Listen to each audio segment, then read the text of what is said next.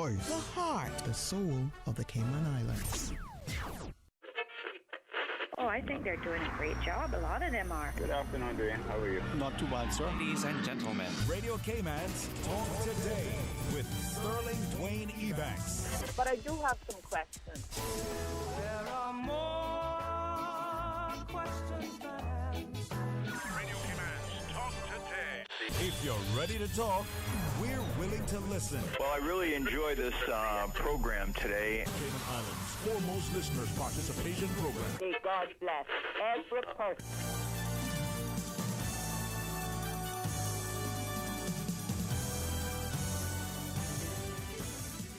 Hey, good afternoon and welcome. Thank you very much for joining us in another terrific Tuesday as we invite you to be a part of our discussion. 949-8037. Or toll free with the compliments of flow. It's a free call, and what to say about free? Enjoy it, 949-8037 or 1-800-534-8255. Stay tuned for Talk Today. Talk Today is brought to you by Subway, open 24 hours in Countryside, Anderson Square in Georgetown, and Centennial Towers in West Bay. And by the Ministry of District Administration, Tourism and Transport. Explore your history, explore your land, explore your sister islands. MedLab in Smith Road Plaza, your complete medical laboratory solution. Call 949-7331. And Savannah Pharmacy in Countryside Shopping Village, convenient opening hours including Sundays and holidays. Radio Cayman's Talk Today, the Cayman Islands' foremost listeners participation program. We ask our listeners to avoid statements or comments which are abusive, derogatory, malicious, or defamatory. Do not use any indecent language or make any statement which is false or misleading. Email Talk Today at candw.ky or call 1-800-534-8255. Courtesy of Flow. Cayman's #1 network that connects you to your world like never before. Let your voice be heard. Once again, here's your host, Sterling Dwayne Ebanks.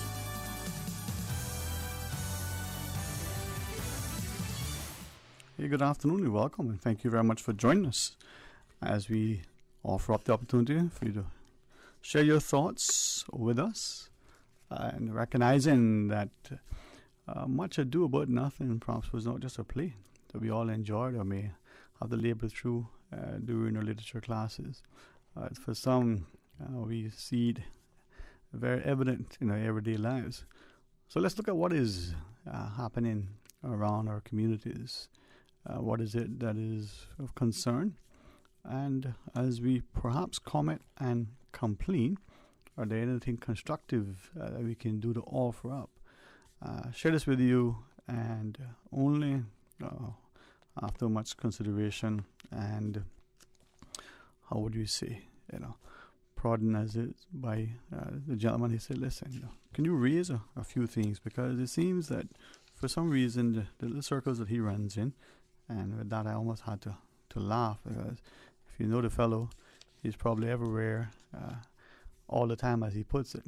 It's probably one of the few where you might see in the places of great festivity and fetting, and probably the most sobering of souls that you could ever see.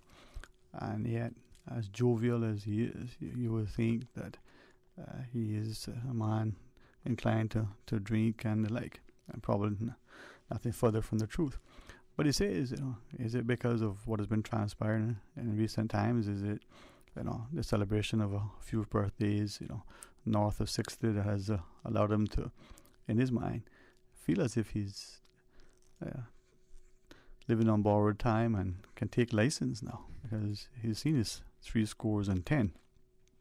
But he shared that some of the people who are appointed or elected, some of whom may be family and friend and neighbor and the like, seem to have forgotten that it's about service and the issues that are plaguing society.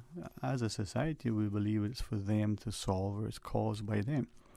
So as I listened to him, it wasn't a man on a rant, nor was it a man with just a heavy heart and the world, sort of weight of the world on his shoulders. It was a fellow who looks at all of his successes and accomplishments, and maybe asking, as he said, what is it all for? If at the end of the day, it doesn't amount to, was his phrase, hill of beans. As I listened, he said, take for instance, 3 things that we always talk about, crime, the cost of living, and sometimes it's either, depending on where you are, environment or the pace of development, or the two will go hand in hand. But he shared, what about ownership? And he said, look at the physical, the actual challenges that many people are having in our communities. From that young Caymanian who is now thinking, on my way in a career, and I wouldn't mind owning a piece of property, a plot of land that they would like to maybe build a house. Maybe they want to buy a place, whether it's part of a strata, whether it's just a house in a subdivision, and faced with 2 challenges. Well, if you can find anything to begin with, and then when you do, can you afford it? Now, what about the people who come here? They want to live and work here, and maybe at some point, perhaps to build as well. Well, in the first instance, if they're having to pay rent, well, can they afford somewhere to rent? If they can find a place, whether it's that individual that is looking to spend, more than 1,000 or 1,500 a month because of the employment that they're in, or the person that may be making a bit more but would like to keep their rental expense to perhaps 2,000 or 3,000 a month. Is that still feasible? And then if they have to achieve that by bunking, 2 or 3 to a room, or a house that may be designed for 4 has 40. Now, he was only exaggerating. Are these things that should be on the social consciousness? Not just the safety because of overcrowding. We would believe that part of the reason why buildings have an occupancy level, so that the safety of the space can be evacuated if there is an emergency. Heaven forbid there's a fire or the like. But what about homes? And what are we doing about it? And as I listened to him, as I watched his coffee get cold, and the little sort of normal flicker that is in his eye, sort of go to a space where he's questioning. But for his own investments long ago, where would his offspring and their offspring be? But yet the other thing, the safety, the increasing sense of personal security, and our seemingly response through segregation, as if that will keep us safe. He said he remember as a young boy going fishing with his grandfather, and his grandfather will always say, little Johnny, that's not his name, by the way. He says, get rid of now, it was a hand line, not a rod and reel, and they were in a boat, not at that time particularly fancy, but by today's standards, but then it was a nice little boat motor, and in my words, they would be out towing. And he said, as they approached a particular area, his grandfather would tell him, get rid of it now, this is going to be a good tight hand. And sure enough, between that spot and the next spot, that would be where they would catch fish, if they would catch any fish. No matter if they went around the whole island, there was a particular spot where his grandfather was almost 100% certain that would be where the fish would be. And he said one day, he asked his grandfather, why is it that we can go anywhere to fish, even if we go at different times of the day or even at night, this little spot seems to be, doesn't the fish swim? I mean, it's a big open space, there are no fences, he was thinking, and yet this is where the fish would be. And he says, everybody has their own fishing hole, but not just through experience. This is where the fish congregate. It's not that there are more reef and weeds and this, that, and the other. And he said he never really got a full answer until much later. We can travel to many places, but we all tend to congregate in our own little spaces. People would leave their particular country and go to another, and they just find it their home. Whatever it is there that attracts them, or if you're in a small space. And then he started looking at the Cayman Islands, and whereas he owns property in all 3, he has a particular spot that he just loves. The other ones are sort of investment, just in case. 1 or 2 pieces he regrets now selling, but at the time it was the right thing to do financially. It helped him to build more wealth, but he wished he had still held on to those properties. But as he would say, you can't have Kate and Edith too. You got to pick between the 2. And he shared, even now, he has his preferences. Well, if the country as a whole is going to be seen as that place where we all need to, work together, well, what do we do? A few things he shared. Maybe I'll invite you to see if you would have a contribution, a thought, a comment. Be a good way to make sure we pay their phone bill too. Susan has been working diligently. I started, put on her, miner's hat, with that little light, and she took out, I don't know whether it was a hammer, a screwdriver, or a bandsaw, but she was working on something. Let's see if we get it fixed. 8949-8037, 1-800-534-8255. Give us a shout and share your thoughts with us. Stay tuned for Talk Today.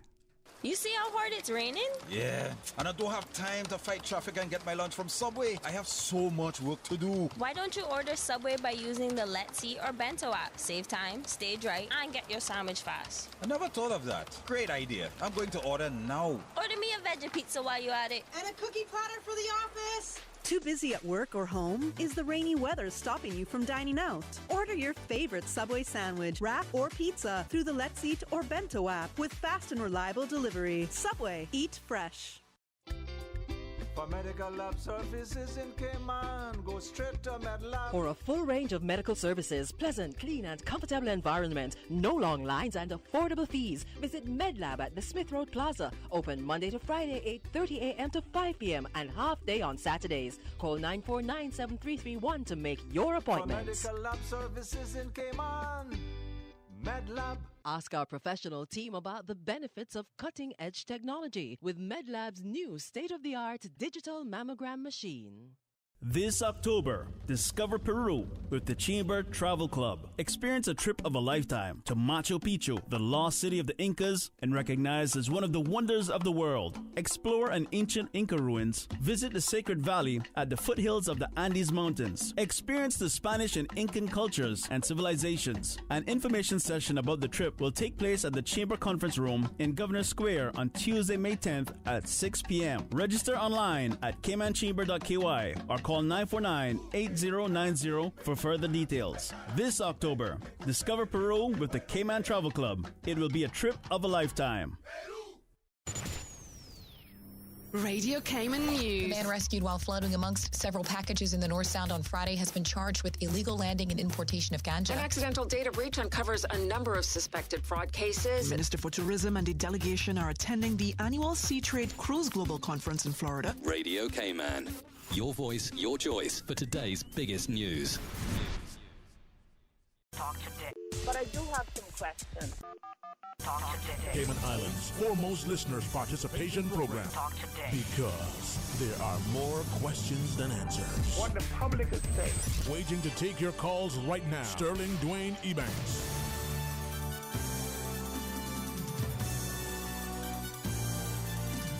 Hey, good afternoon and welcome back, and thanks for giving us your time. Certainly appreciate you sharing some of your lunch with us.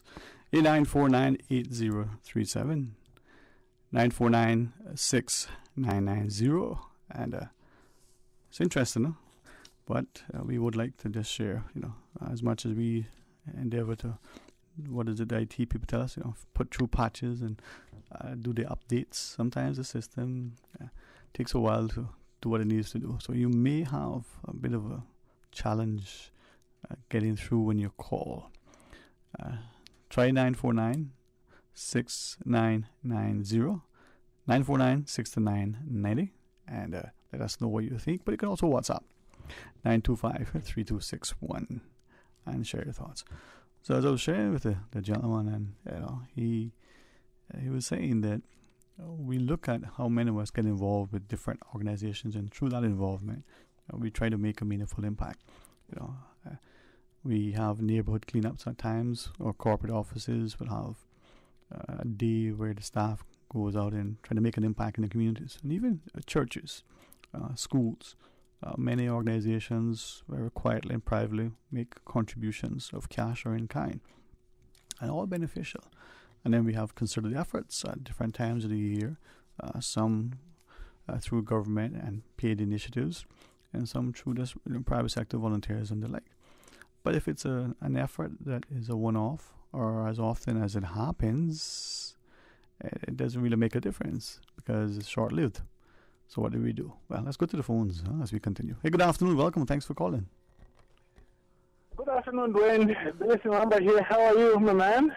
I am blessed and thankful, man. Present for you the same.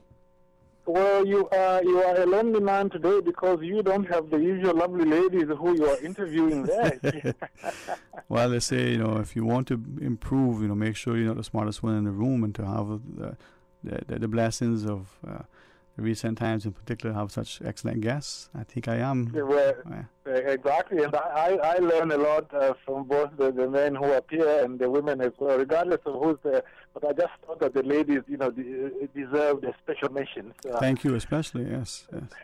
Yeah, so, well, a lot to discuss. I mean, I'm enjoying how you're, trying to stir the pot there to see if we can have a useful discussion. Mm-hmm. I wanted to chime in on the issue of, our representative in London, that lady, the Dr. Tasha Eubanks Garcia. Mm-hmm. I mean, it has wound up very, very, very embarrassing, really, I think, for the government. We will hear ultimately what actually happened. But I have the privilege, Dwayne, of having worked for two international organizations. Actually, I've worked for three. Like, two of them, I've worked for them directly. One in a legal office. The other one is a fielded long-term consultant to the Caribbean, which is the Commonwealth. They recruited me from London, and then they fielded me to the Caribbean, and that's how I came to the Caribbean. And my reason for mentioning that is not out of self-aggrandizement, but because it is relevant to the view that I want to express in the subject matter on which I'd like to express a view. And this is because when I was posted, for example, to the Caribbean, specifically to Guyana, the procedure is this: the sending government sends the papers and everything. They send them to the receiving government. The receiving government goes through and ensures that you are acceptable for political purposes. You are not persona non grata for any reason. They check everything. I mean, they check it. I mean, you know it. I'm just saying that for the advantage of some of the listeners. Sometimes they will even try to check to see if you are a married man, whether you are having a side chick, or if you are doing you are a woman, to find out if you've got a sugar daddy. If they'll try to find out if you are doing drugs or anything, they will really dig you up. And on top of that, they will make sure that legally you are a person who can take up that position. So when I think about Cayman, I would imagine that the ministry responsible for this, which I believe it used to be the Ministry of Trade and Investment, but now I believe they put it in Cabinet Office. But whichever the relevant office is, that office will put together the papers. They will send them to the governor's office, because I don't imagine something like that would leave Cayman and go to England and bypass the governor's office. So I imagine it would have gone to the governor's office. The governor's office would have sent it to FCDO, and FCDO would have done its checks, probably. I mean, it would have done everything. And then after that, they would have said, yes, this person can come. So at what point, how come all those three spots, all those three levels, they missed what happened? If this were, and on top of that, I mean, Eric Bush he used to be in that position. The Honorable Andre Eubanks used to be in that position. I'm quite sure they have done this before, like the government has done this before. Why did this happen at all?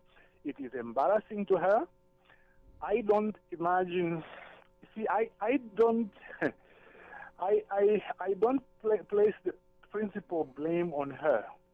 Okay, although I think she does bear a little bit of the blame, because I understand she used to be in charge of Travel Cayman, and so she was in this general immigration and travel business. So how could she miss something like that? But to me, it's more the system. This world-class civil service that Mr. Franz Madison talks about. If you can get some of these things wrong, I think it is very embarrassing.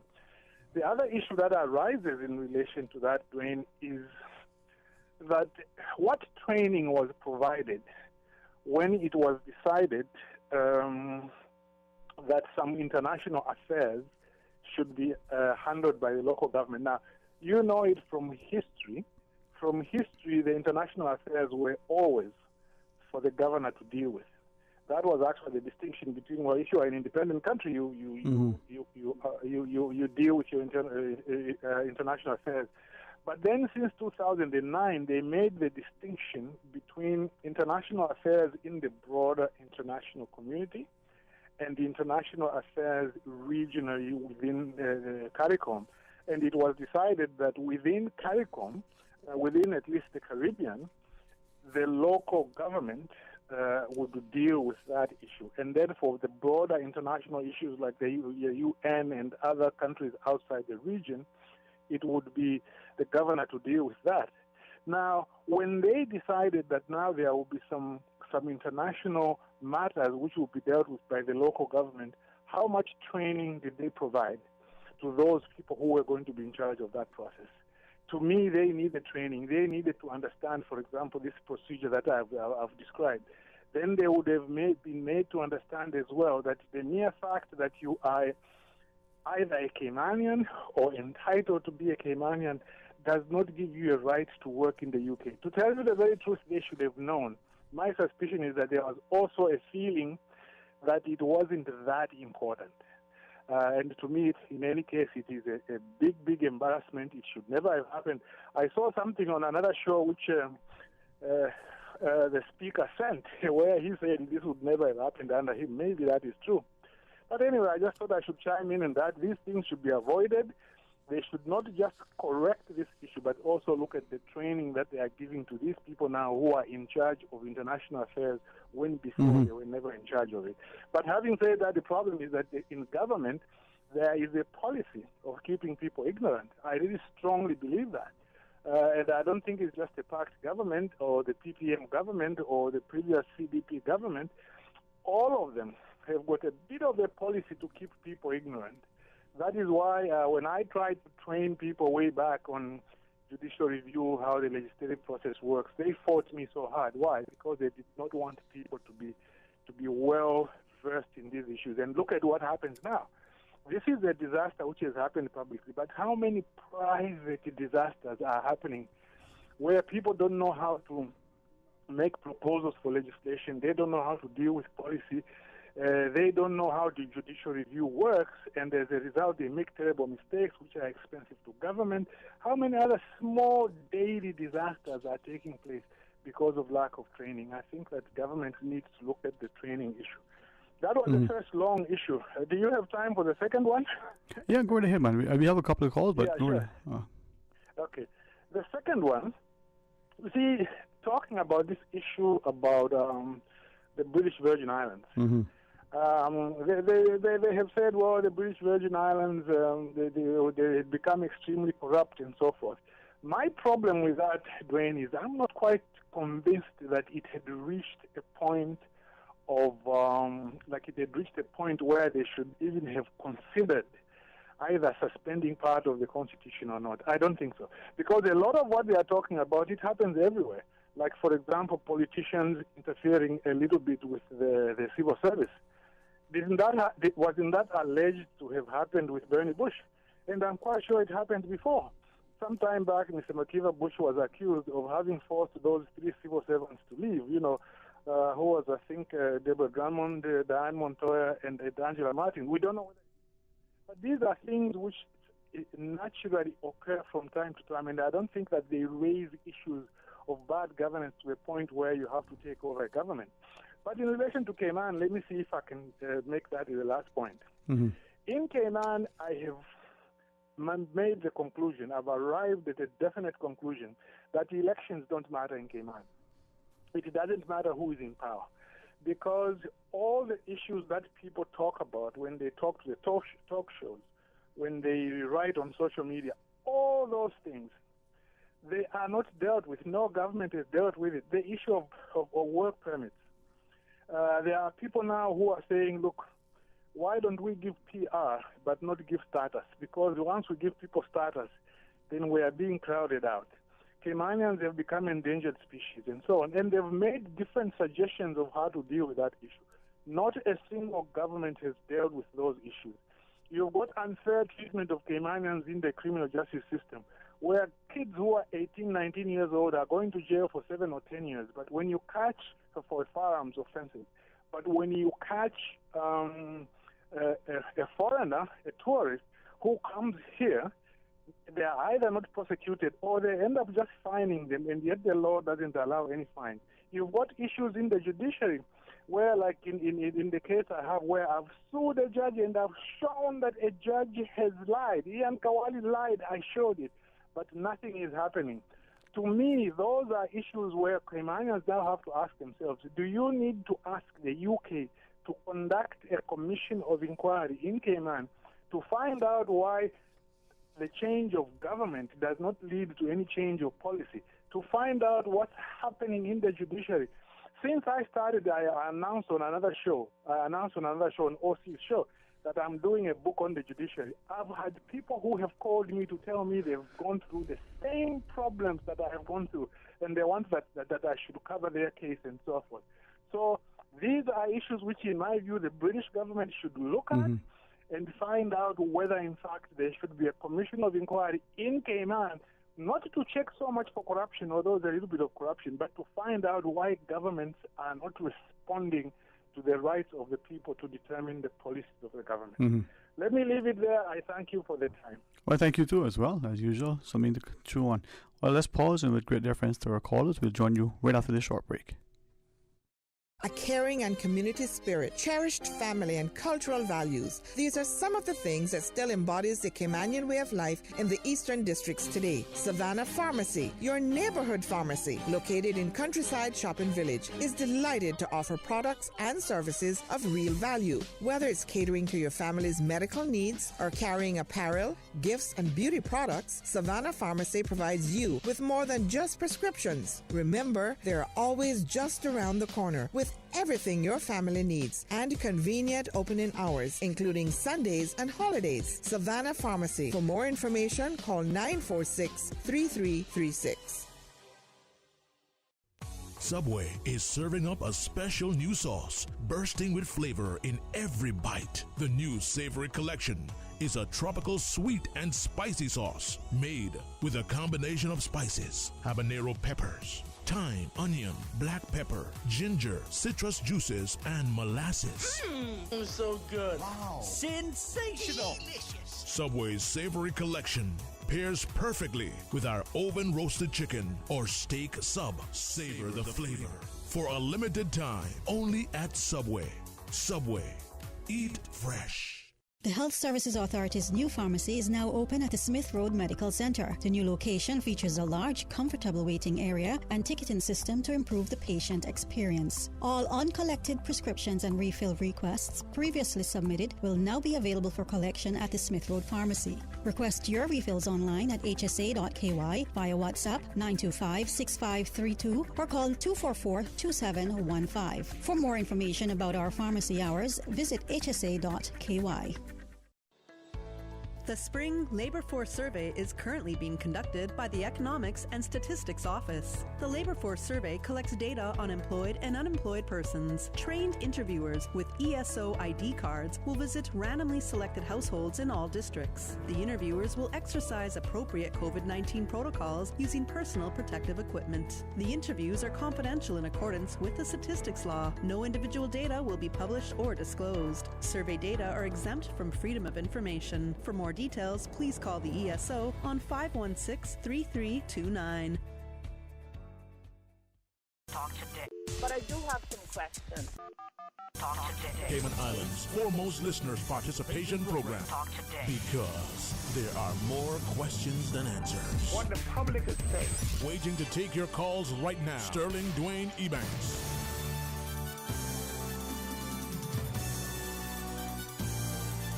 Hey, good afternoon and welcome back. And thanks very much for joining us as we go straight to our phones. Hey, good afternoon. Thanks for calling.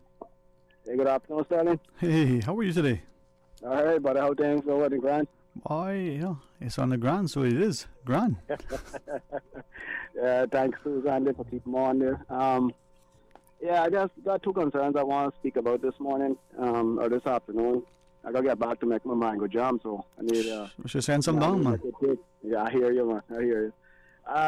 This situation, I don't know. I read on the news something with this cocaine. The guy that was found there with the cocaine in the courts from Colombia. I don't understand how the system in the Cayman Islands can allow someone like that to even go to a court, plead their case, and then walk free at the end of the day. I don't know, Sterling, if you watches a show on the television called Colombia. Somebody do smuggling Colombia in the airport. Once they catch you with anything in Colombia, such as cocaine, especially cocaine, you spend nothing less than 12 to 20 years in prison. But we have a Colombian here in the Cayman Islands that smuggled cocaine, according to the news. Hopefully I'm getting it correct. And they're going to let him win a case and walk free. There have to be some corruption in the system that allowing these things to happen. I mean, it's not, let me rephrase that. It doesn't seem like a big problem right now or something that people just forget about. But eventually when things pick up from this case, things are going to end up, we probably just find ourselves with this cocaine issue back and forth in these islands, worse than what we have now. The second topic I want to speak on is this issue with these Cubans coming here, especially to one area on Cayman Brac, and that the eastern district of Sport Bay. The beach is, last couple of weeks ago, it was just literally covered with Cuban vessels. I looked after this last one that came in, and this one doesn't have a running motor. It doesn't have a sail. All they have were cover to keep them covered from the sun, or what they pretend to be covered from the sun. I looked after those guys that were in the back of that custom truck. And those guys, you could tell that they wasn't on the water, not even a day. They didn't have no burn sign on them whatsoever. Clearly, we understand that they're being dropped off, especially Sterling. They're coming in one spot of Sport Bay. One area. Five boats in one area. They come right into the Sport Bay back there. Come on, I mean, the common sense is getting, like what my father said, when common sense were given out, very few were in line to receive it. I went to the bluff yesterday. I mean, Sterling, the weather was just perfectly flat right round this beautiful Cayman Brac. And I took my binoculars and I could look as far as them binoculars could take my eyesight. And I say, where is the Customs and Border Patrol to look after these waters to see that these people are not being dropped off, or they're not coming in from a certain angle or direction, wherever they're coming from, to find out what's happening?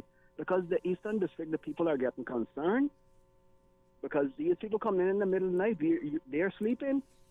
You do not know whether those people come here with good intentions or not. You don't know what their capabilities are.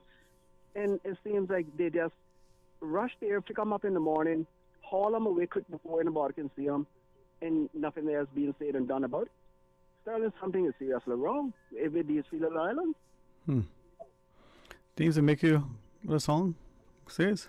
Things that make you go, It's really sad. It's really sad. And I will listen to that guy that was speaking to you there. And the system, it doesn't seem like we have a system anymore. I understand, like from time I was in the fire service, I always used to say the government system is not for the people of the Cayman Islands. It's for the people of the Cayman Islands to fail. It is to help the inner ones that coming into our country. That is what the government is there for. It's for them. It's not for us. It's not there to protect us in no form or fashion. And it's getting sad. It's getting really sad. Well, you know what? Perhaps they always say if you shine a light in the darkness, you'll be illuminated, right? So maybe we just need to see if the questions can be answered, huh?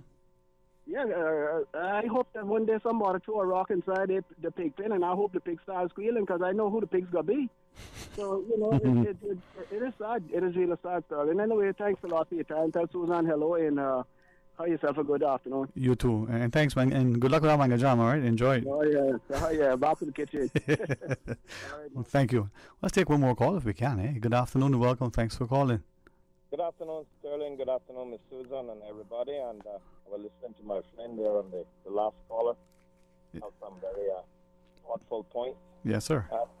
Speaking about that, I'd be one of the most frequent persons on this monitoring the seas and the activity with the ships. One time I did spot a sailing vessel came from Cuba. I was actually working on the beach, but I had my binoculars with me. I was doing heavy equipment work in somebody's yard, and I seen a sailing vessel show up on the horizon. It's been about 5 years ago.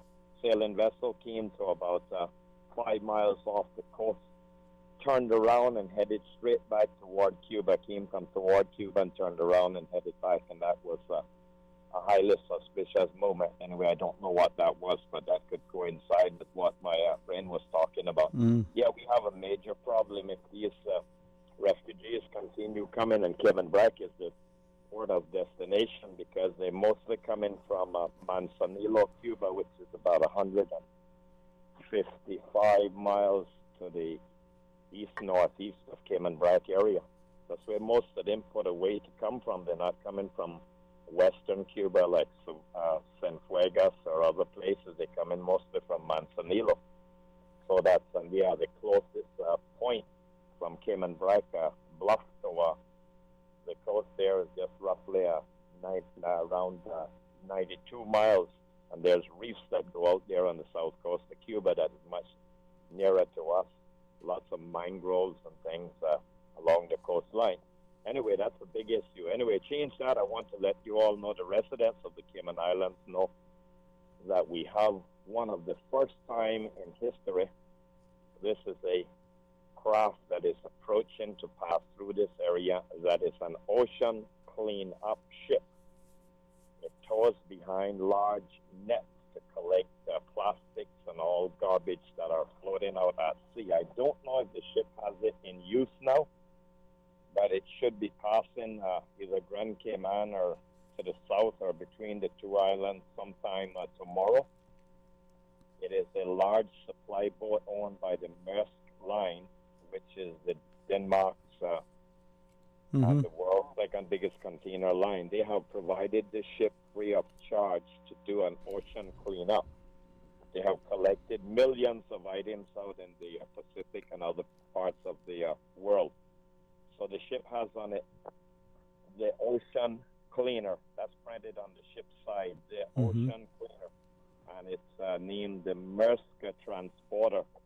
So if I can make contact with it far enough away and ask them to put out their nets and collect what's floating on the water around Cayman Islands, but they will get a lot of fouling with the seaweed, massive amounts of seaweed they'll have to try divert from. But if I can make contact with it, but those boats, normally you only reach them around 20 miles away or 30 miles because the VHFs are so unreliable.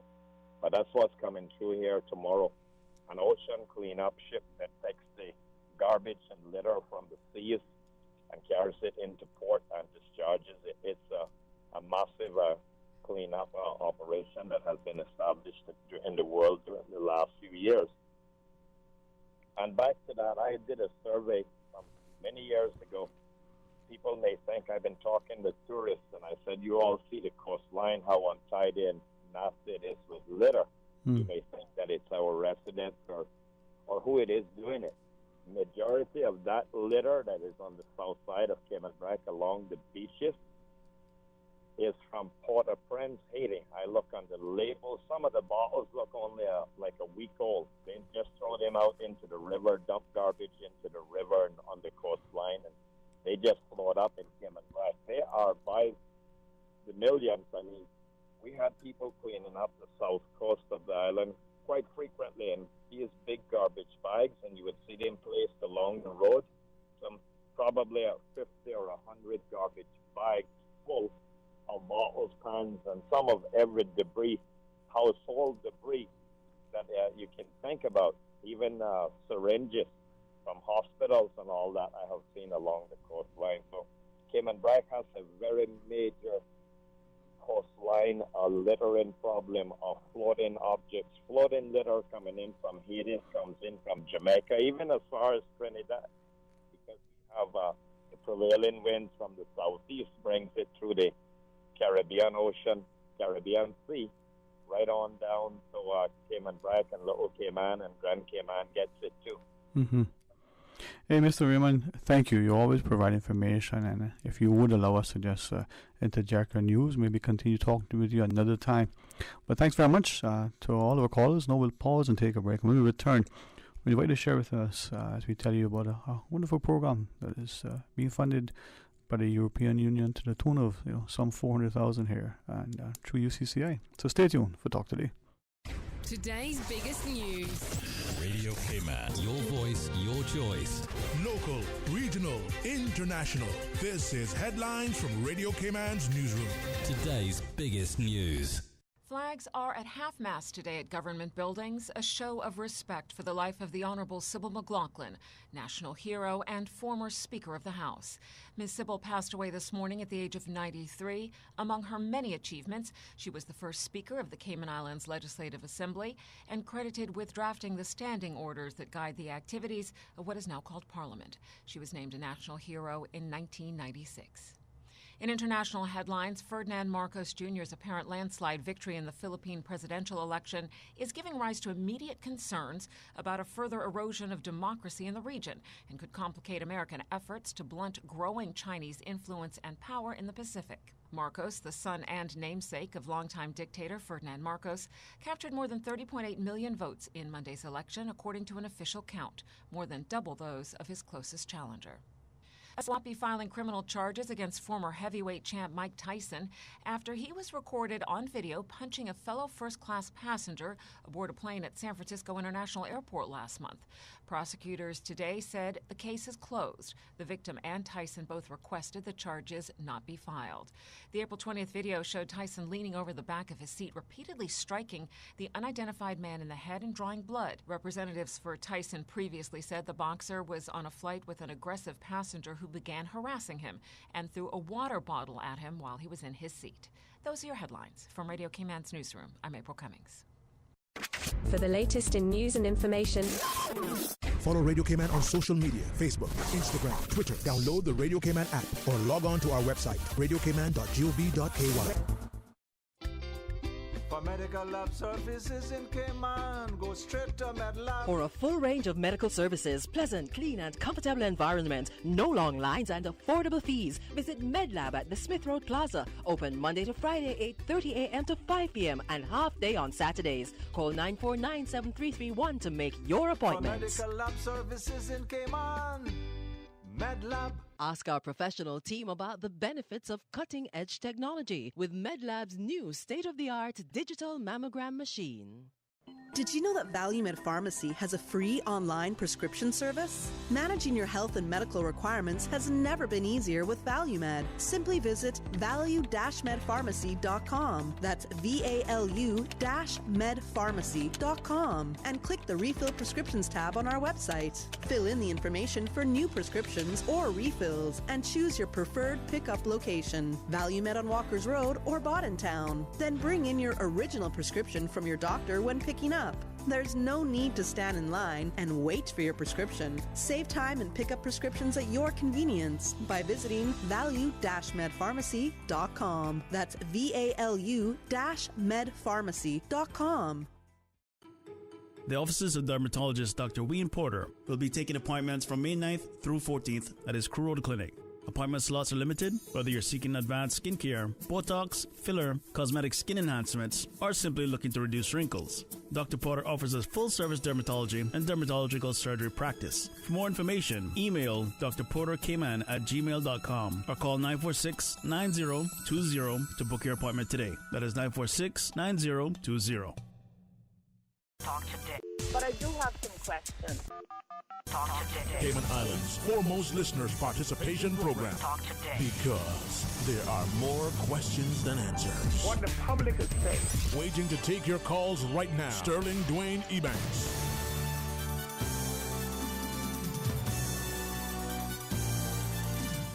Hey, good afternoon and welcome, and thanks very much for the opportunity. And I'm hopeful that you would by now recognize that I have many passions beyond chocolate, and education and healthcare are probably the two. And opportunity now to through UCCI, tell us about a program that's coming on board, and the initial sort of cohort of 50 students. Well, how that can work.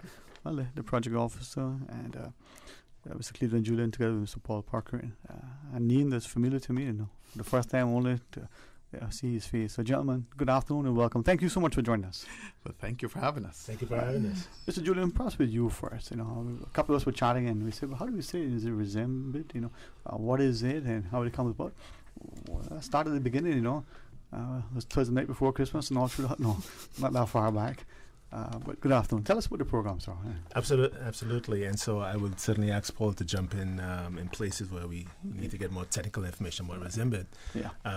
But in a general sense, the European Union has funded this effort, primarily targeting overseas territories, and to assist with this challenge of how do we build resilience into our infrastructure, how do we build programs that ensure sustainability in our infrastructure, especially post-COVID.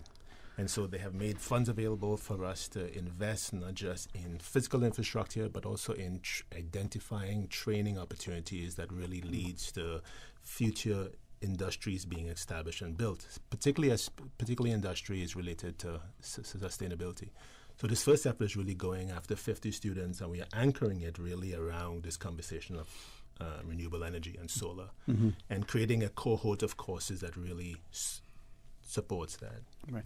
Well, certainly, Mr. Parker, get you on board. And as I looked at it, because it's an opportunity where we see way back when schools and educators talking about STEM, and this fits in to a great extent.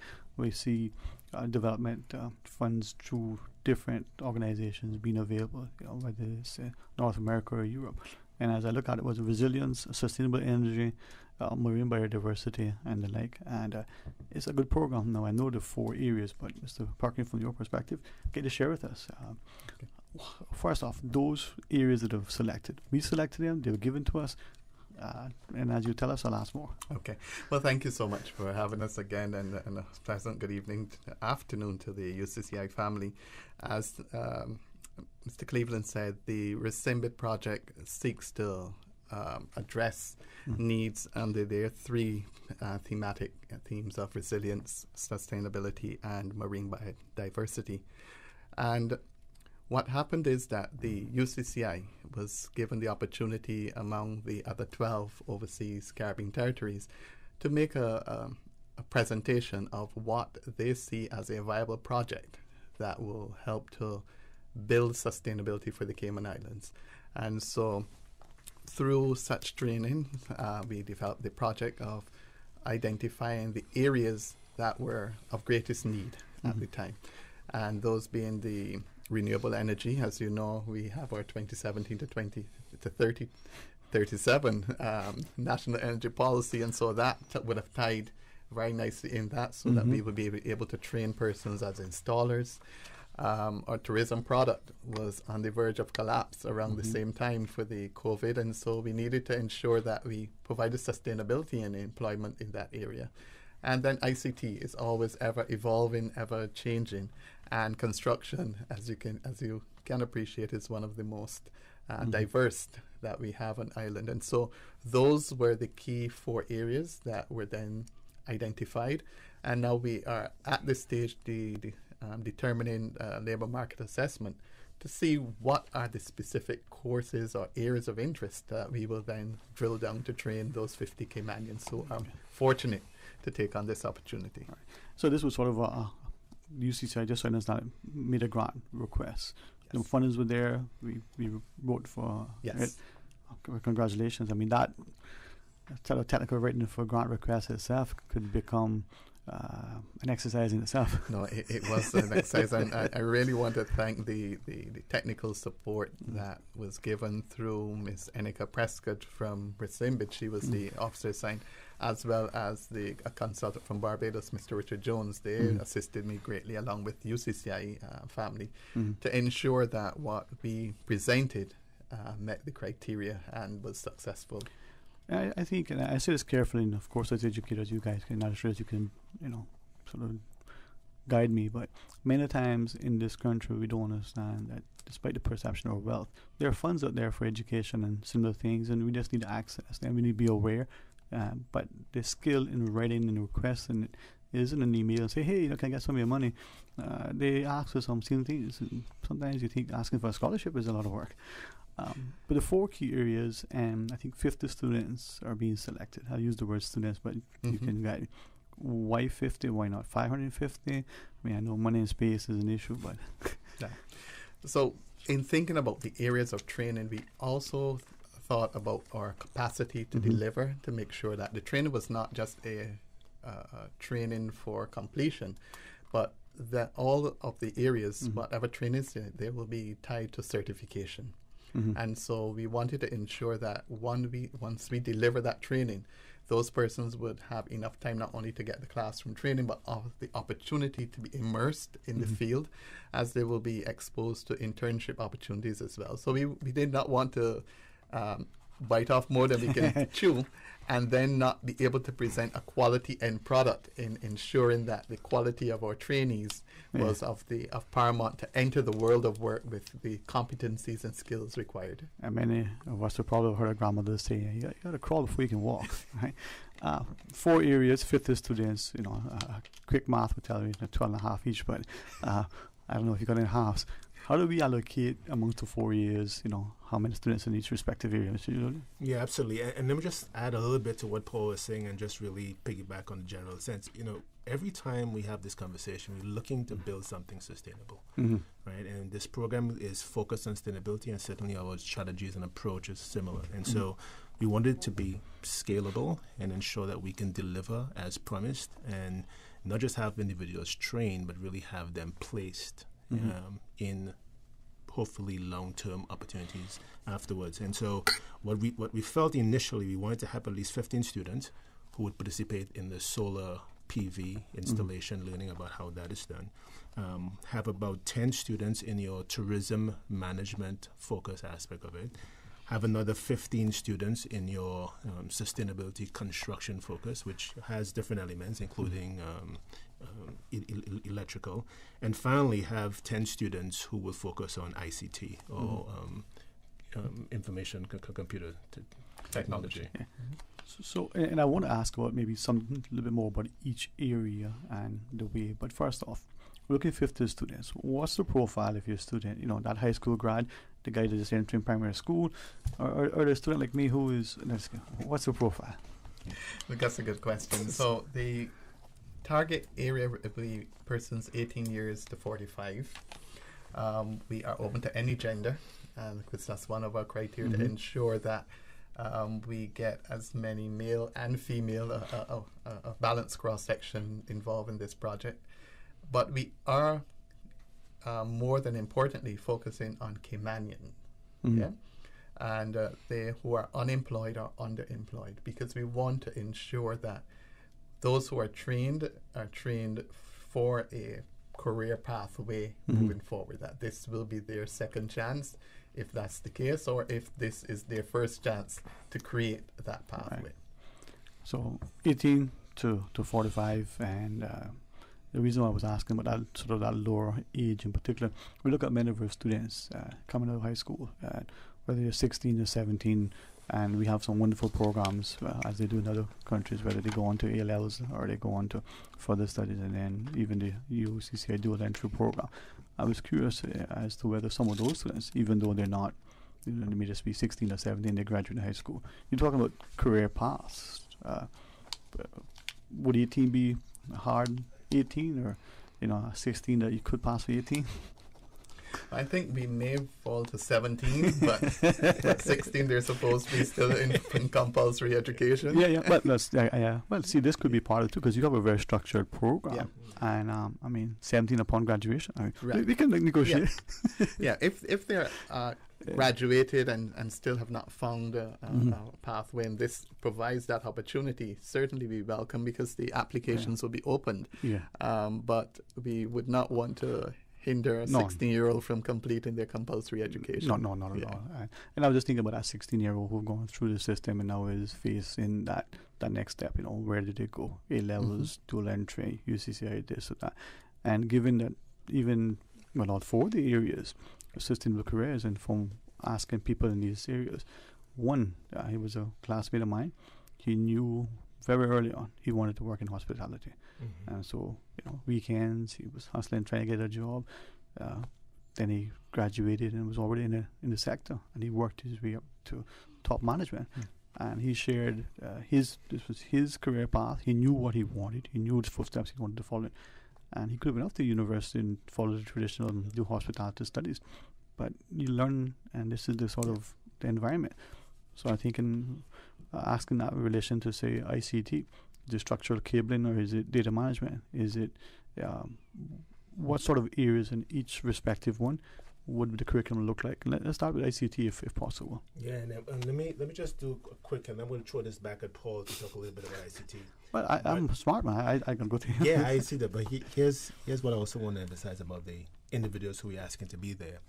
Diversity in the classroom for us is very important. And so do I think we'll have a lot of interest from younger individuals? Absolutely. But I really want to strongly, ask that individuals who are a little bit more seasoned in the workforce also seek out this opportunity as well. Because what I think is sustainable is you have a young learner learning alongside an experienced individuals who can sort of give them not just the classroom relevant information, but really chant how do you navigate the workplace, how do you become successful in the workplace, and so that is a 3-dimension level that we're trying them to get to learn on. As we sort of try to focus on these courses, we are trying not to really, we're hoping that the LMA, the Labor Market Assessment, really provides some insight here on what it is that we actually choose. Certainly we have some ideas on where we ultimately want to land based on what the needs inside the university is. But, the LMA is meant to be a guide, not just for us, but hopefully for government and for chamber. And so I want to just acknowledge our partners here. Work is a critical partner for us here. Catherine Whitaker and her team, the chamber, Will, the CEO, and his leadership. And so we are looking to see what is the market demanding, where are the actual needs. We have looked at data management and information management as key. We already have courses on hardware and in place, and certainly we're open to where the other learnings might come from as well. One of the things, as Cleveland has hinted, that we will ensure that whatever courses identify that it is linked to an internationally benchmarked certification. That we want to ensure that persons have that credential, that if they choose to go beyond the Cayman Islands, that they can take it with them and become employable and use it to their advantage. Like you said, we've not identified the specific courses. We want the data to drive us and to tell us that, because if we were going to do that, then we would simply just tell persons, these are what you can sign up for and these are what you can do, and we would not have to do a labor market assessment. But part of the project requires us to do that data analysis so that it not only serves the University College of Cayman Islands, but also it also serves for the greater Cayman Islands, so that they know what the information is saying, what are the areas employers would like to see greater skills enhancement. And so that's why we are doing the labor market assessment. And as you share, you're looking at classroom, the theoretical part, but also the hands-on sort of practical that we see in it. And how are you going to, how long is the program? Maybe we should start, because I think you shared it. Right. So given our tight timelines, we hope to begin training around July. And then it will run for 6 to 7 months up to January 2023. Thereafter, they will then be aligned with internships for 3 months, and then the project comes to an end around May 2023. So that's the original timeline of it.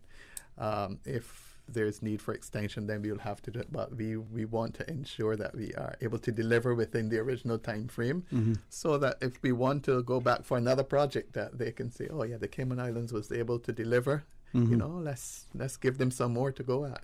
Our scripture talks about, if you can't take out a little, how can I trust you with a lot? Thank you very much. So And then for those who want to apply, I mean, this is May, and before we blink, it'll be 40. So June will be tomorrow. When do we apply? Absolutely. And so the registration is actually open. I'm proud to say that we are approaching close to maybe 25% of the goal. So if you're out here and you're listening to this, then you really want to begin to take action. And people are seeing it and they're interested. So the UCCI link/Resimbid provides a full detail of the program as well as a description of the courses, and you can indicate your interest. It's an interest that we're looking for. So your name, phone number, email address is required, and you just indicate your area of interest. Okay, and again, I will remind them about the 4 sort of key areas that are important, and they can get an interest in it. So you have to pick one of the 4. It's not a case where you'll be, in that classroom management, you bounce between. You pick one of the 4 and focus on that for that 7-8 months. But what we intend to do, even though that the person will select a specific area, what we intend to do is to make the training holistic in that we will have industry partners sharing along the way with all partners so that they get a feel for the broader industry in the Cayman Islands. So we will have mentorship built into it. We have professional development sessions. So it would not just be focused on their specific ICT or sustainable construction, but that it will be a developmental program so that they are well-rounded when they're completed. Okay. And make the application. Now, again, just to look at how the classes and the courses will be structured. Sustainable building technology, talking about construction.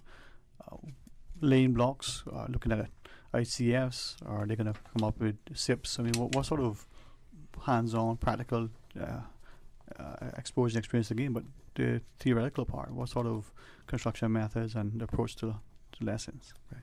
So, without knowing which area of construction they will do, but all of them will be exposed to what we consider to be core curriculum. And the core curriculum would expose them to construction math, reading construction drawings, employability skills, how to handle tools and equipment, how to interpret drawings and things like that. And they will also then be exposed, if let's say they choose, for example, construction technology. That program will expose them to a bit of all of the different skill areas. They will get a bit of electrical, plumbing, carpentry. If they chose electrical installation, then they'll focus on electrical installation. So it depends on whichever area most of the participants highlight when they're given the questionnaire to do. But the good thing is that we have access to the accreditation for whichever program that they will do. And this is where I think, so Julian, your emphasis, that young couple with a seasoned individual, that either unemployed or underemployed now, come away with an international certification that they can parlay into a much more rewarding careers. The PV aspect of it, we're seeing increase in many jurisdictions looking at the need either as a public investment or even private and to be monetized. From this part, are we building and assembling PV systems? What is that program looking like?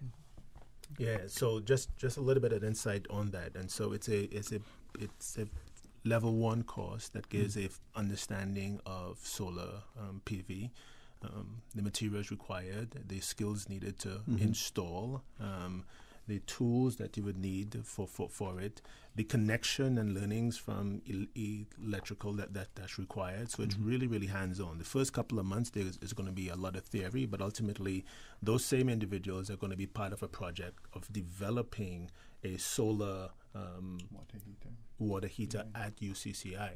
And so the goal is to train them for the first 6 or 7 months and then get them involved in this actual really amazing outcome afterwards. Amazing. And one of our partners, and you are maybe very familiar with him, is Mr. Whitaker, James Whitaker. So we're working very closely with him to ensure that what we are delivering are the skills needed in the Cayman Islands. So he would have looked at the potential curriculum that we would want to use and would have given input as to whether this is good in terms of sourcing of materials for the different practicum that will be expected. So we are working very closely with his organization to ensure that whatever we are going to be doing as far as renewable energy is concerned is homegrown and applicable to the Cayman Islands. Yeah. I mean, just looking at the construction aspect, the ICT and the PV, I can see the students overlapping at times and have a collaborative approach, which in itself builds capacity. And the solar water heater project could turn into much more as a campus, sort of repositions itself. Very exciting one. No, it's the key, and let me just jump on the integration piece, because it's something that we are really, really pushing here. It's really important for us that the students who are part of this first cohort get a rich sense of the relation to all of the other components. So if you are in tourism management, you need to understand what is really ecotourism and sustainable tourism. Right. And so how does solar and renewable energy play into your current and future challenges in that space, and how do you begin to sort of navigate that? So as Paul mentioned earlier, bringing in industry experts that can allow students to make those learning connections throughout the program, for us is fundamentally important. Yeah, and from the tourism perspective, you rightly recognize that even through marketing, we see that guests increasingly are looking at different destinations, different facilities in terms of its footprint and its impact on the whole environmental concept of taking it beyond just talk, and how can I enjoy this place and take memories, and only impact to be as minimal. Now, you referenced the website ucci.edu.ky/Resembit. That's specifically for those who want, and you want to start sometime early July. So they better hop on now and get make the application, huh? Yes, most definitely. We want persons to begin to reach out to us. They will be also an opportunity where we are currently working on a strategic marketing promotion so as to get the messaging out there even more. But we are very pleased with this opportunity that yourself and other the media outlets have done so far to begin to sensitize, so that when people see it in their different social media platforms, they know, this was what they were talking about. This is what I read in the newspaper. So let me see how I can be a part of this and make my contribution. Well, we were trying diligently when we first heard about it to figure out how to get you on in. I should publicly apologize. Even before you had your stuff, ordered and, the press releases, we're like, hey, how do you know about that?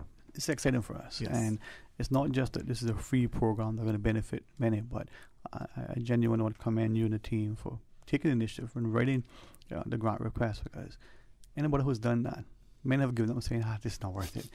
That 5,000 even, that's not worth it. The amount of work do you do? You got almost $500,000. Yes. So it is worth it. Thanks for that perseverance. Thank you. Paul is probably going to be modest here, so I'm going to have to share this. I mean, the first part of this grant, I think, is exciting. Just getting the opportunity to train 50 Caymanians for sustainable opportunities. That in itself is noble. But beyond that, if successful in this first year, there is another phase of this grant that offers UCCI the opportunity to develop a center for innovation and sustainable living on campus. Yeah. And so now we can become the hub of learning and training, not just for potentially Cayman, but beyond Cayman. I think that really there is a prize worth pursuing. Thank you for sharing that. I wasn't sure whether that was something I could ask publicly, but that was the exciting part to see. And this is where I think, Mr. Paul, you alluded to, if we prove our worth and take it a little, they give us a lot. Yes. And this is where I think as a community we need to jump alongside and show that there's a demand for it. You can see the very, very immediate positive impact that it could have. But then that's just not just for the 50. It's that Center for Excellence. So the smile on my face isn't because I had a lot of good chocolate. It wasn't even the sea salt and dark chocolate I savored earlier, but it's all because of this educational perspective. And as the program unfolds, would you accept the invitation now that you may want to bring in some of your students in each of the other different core areas, and we can have a chat? Most definitely. Definitely, We would love that. Yeah, because keep it in the fore. I mean, this is about, we talk about resilience. We talk about building capacity, but we don't really understand the impact and how it's actually translating into society. So this is an opportunity. Yes. any closing thoughts you may want to leave with our listeners? Perhaps, Mr. Julian, we'll start with you first. Huh? Absolutely. So let me start with what's most important. www.ucci.edu.ky/RESEMBID, Resembid. That's where you get information about the program. That's where you register. So 18 to 45, please, if you are unemployed or underemployed, please seek it out. There's nothing wrong in trying, getting them on the list, and let's certainly have a conversation. And secondly, we can't do this on our own. And so we're going to need volunteers. We're going to need mentors. That's a key. And so the very same site provides an opportunity for, if you're interested in supporting us as a volunteer, and we need mentors to help these students unpack both professional and personal challenges as they go through this program, please go on that site and really share. All right. I want to take the time to thank those who have come on board to date to help us, the media, each and every one of you, work as a critical partner. Inspire Cayman,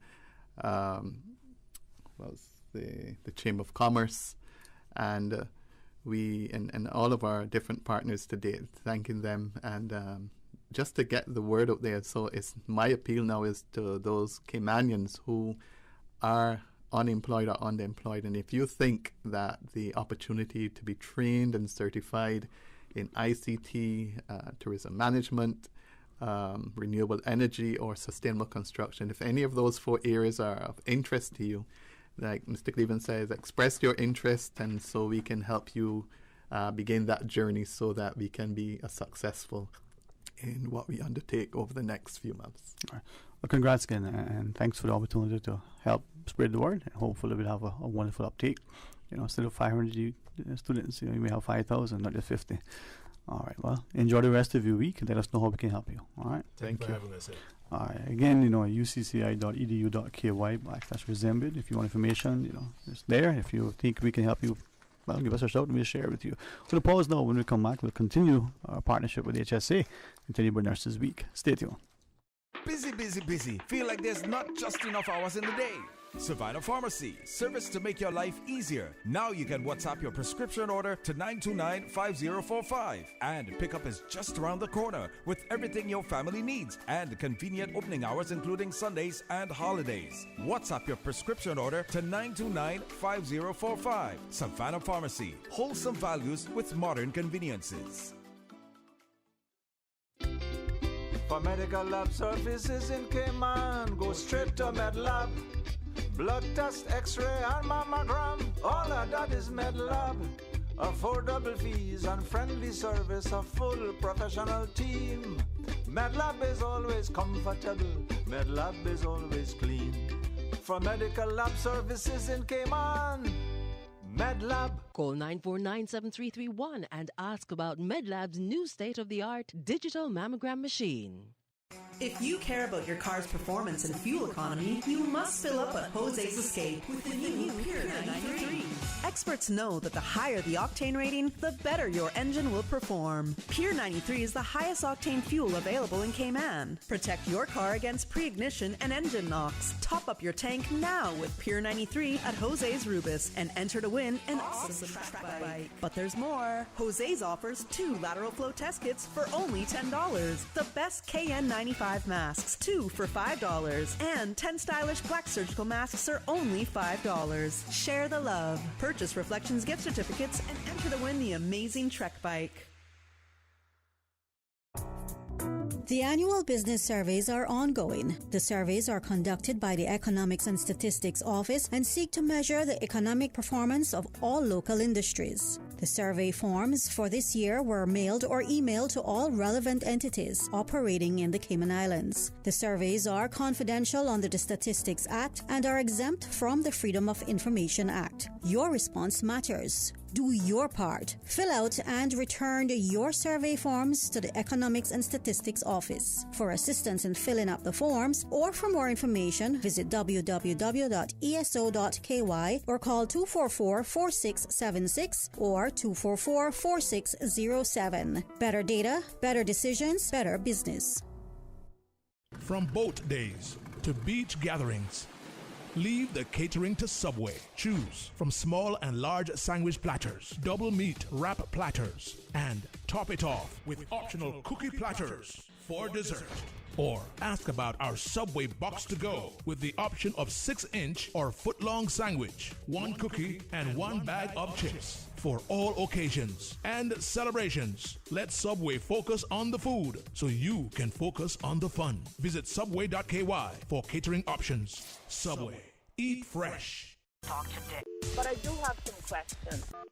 Talk today. Cayman Islands' foremost listeners participation program. Talk today. Because there are more questions than answers. What the public is saying. Waiting to take your calls right now. Sterling Dwayne Ebanks.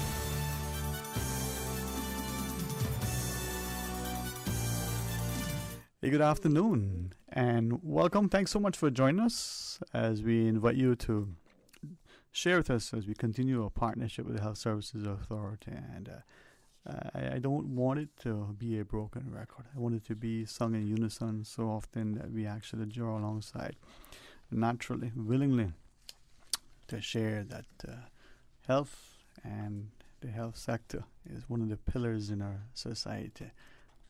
We may have grown up having our mothers read the story of Florence Nightingale, and we may have heard the tales of our own serving and sharing. And some of us are fortunate enough to have nurses and other medical personnel within our fold, and we see the sacrifice. So to all of our nurses in particular, if Nurse Monte don't mind me highlighting him, even our male nurses, I don't want us to believe that we still labor under that old mentality that a nurse has to, So ladies, thank you very much as we welcome the discussion of Nurses Week.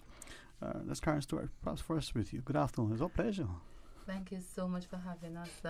As I said, you've always reached out to us as nurses and care so much for nursing profession. Okay. So you just pull out, it pretends like a fishing pole. You just move it up and down. Okay. So there you go.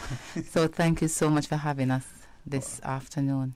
Well, thank you. It is genuinely honor and a distinct privilege. And Ms. Linda Shepherd, as Karen was sharing with you earlier, maybe I can repeat what she shared with me, but I could ask you, because your role here is not just in support of our own platform, but what it could mean eventually for the entire country and even the region as we pursue what you're here to facilitate. Sure, absolutely. So as you said, my name's Linda Shepherd, and I'm a Chief Nursing Officer back in the States.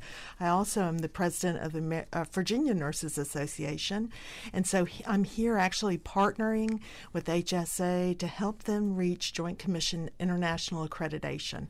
And so really it focuses on the whole quality, patient experience, safety aspects of provision of care.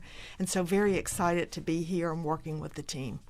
And we'll get into the discussion as we celebrate Nurses Week, but I appreciate Nurse Karen reminding me, because I shared this, I always thought JCA was, for the whole HSA, and she said, no, it's the lab, and that is very significant, because to have that level of international recognition, it tells us we have something now as we proceed.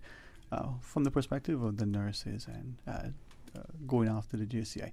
Ms. Karen, what's your take on that? Because it's not an easy undertaking, but it's very significant, and it means a lot for you as a staff, but for the country as a whole.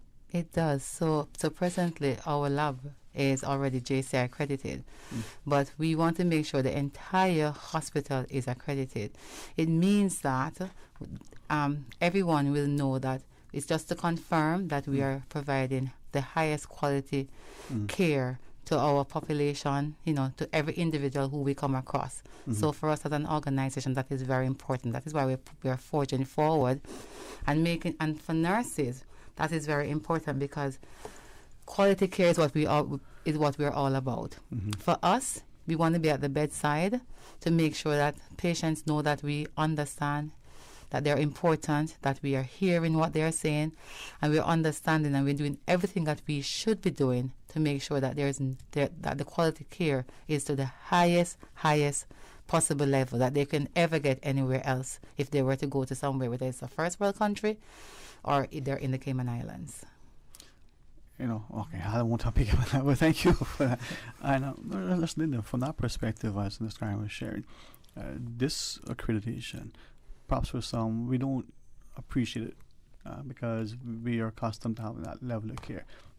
But what is it like? And just briefly, Sure. because you're sharing the perspective that we're doing something and it's all happening simultaneously, but in the background as well. So how long is the process? And just briefly, what is it like to go through that and apply for JCI? So it's a very difficult, tedious, and critical process. And it's very time consuming. So I was actually had the opportunity to be here last year and work with HSA, and I'm back again. And so it does take a long period of time because it requires their interwoven ability to use evidence-based practice and all the latest and greatest that medicine has and infuse that through your policies, procedures, and how you conduct the organization. And I guess that's drawing from that idea that, and not to belabor, but one of the reasons why I would take the opportunity to ask through you for us as a public to be educated, we're talking about nurses. You're doing this while you're still on shift, while you're tending to your patients. And we all know, the nurses work 24 hours every day. It's not a 12-hour shift anymore. No. And this has to unfold simultaneously. How does that help you relative to as you're delivering the care? How does it impact nurses in their lives? Because after work, you have to go home and live, and then you have to come back to the shift, and it has to be a lot. Yes, but in nursing, we've always been taught about providing the highest quality of care. Our nursing care is evidence-based, and JCI is about providing that highest level of care that is evidence-based. So we're already practicing it. What this will do is to remind us every day that we need to make sure that we are updated. We know the trends that is happening in the world, and we are also making sure that our policies are in alignment with our evidence, with the evidence that is being created every day. So every day something new is happening. We as an organization, we as nurses have to make sure, and the hospital does provide lots of opportunities for us just to make sure that the staff, and in particular nurses, are updated with the current trends and evidence-based practice.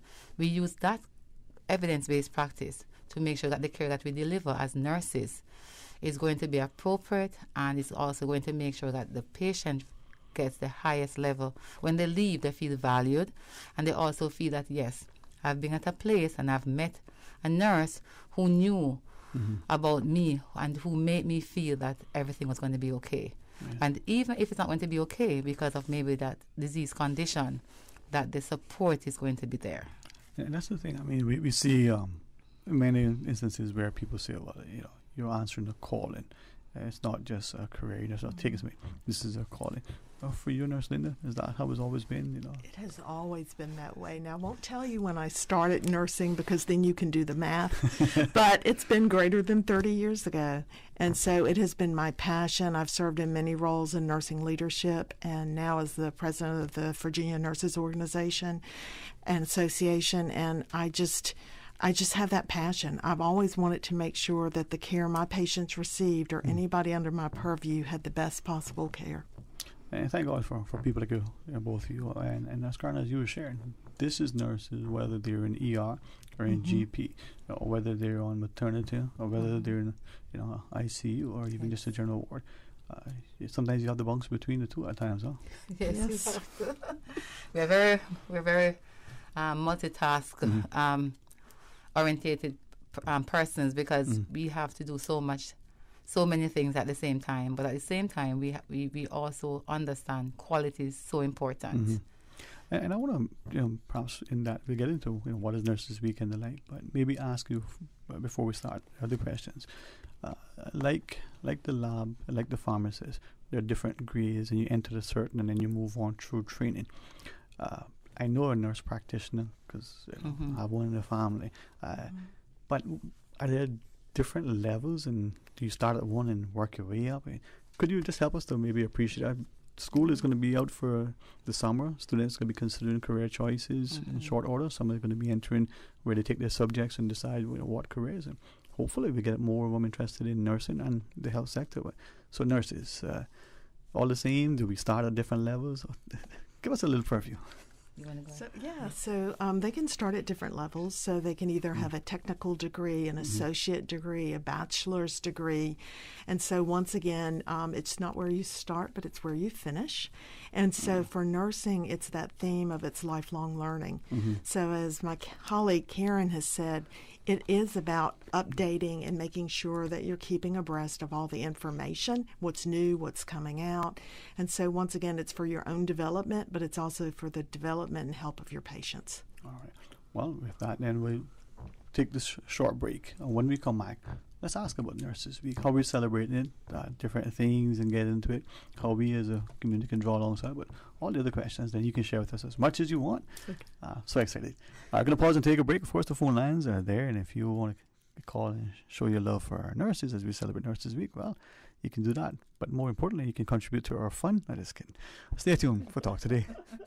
A caring and community spirit, cherished family and cultural values. These are some of the things that still embodies the Caymanian way of life in the Eastern Districts today. Savannah Pharmacy, your neighborhood pharmacy, located in Countryside Shopping Village, is delighted to offer products and services of real value. Whether it's catering to your family's medical needs or carrying apparel, gifts, and beauty products, Savannah Pharmacy provides you with more than just prescriptions. Remember, they're always just around the corner with everything your family needs and convenient opening hours, including Sundays and holidays. Savannah Pharmacy. For more information, call 946-3336. The Health Services Authority's new pharmacy is now open at the Smith Road Medical Center. The new location features a large, comfortable waiting area and ticketing system to improve the patient experience. All uncollected prescriptions and refill requests previously submitted will now be available for collection at the Smith Road Pharmacy. Request your refills online at hsa.ky via WhatsApp 925-6532 or call 244-2715. For more information about our pharmacy hours, visit hsa.ky. The Tuesday and Thursday edition of The Business Buzz is brought to you by Cayman Medical Supplies, providing quality pharmaceuticals, medical supplies, and consumer products to healthcare providers, retailers, and ultimately the patients at a reasonable rate in a friendly, caring, and timely manner. Cayman Medical Supplies is located at number 93 Smith Road, Windward Center. Telephone 949-6211. Talk today. But I do have some questions. Talk today. Cayman Islands' foremost listeners participation program. Talk today. Because there are more questions than answers. What the public is saying. Waiting to take your calls right now. Sterling Dwayne Ebanks.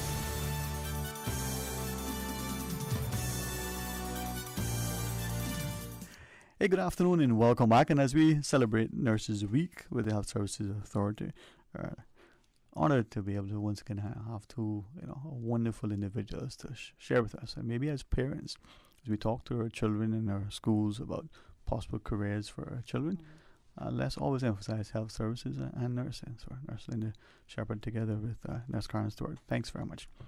We're talking about Nurses Week, but maybe I should rewind if I can ask, what is Nurses Week?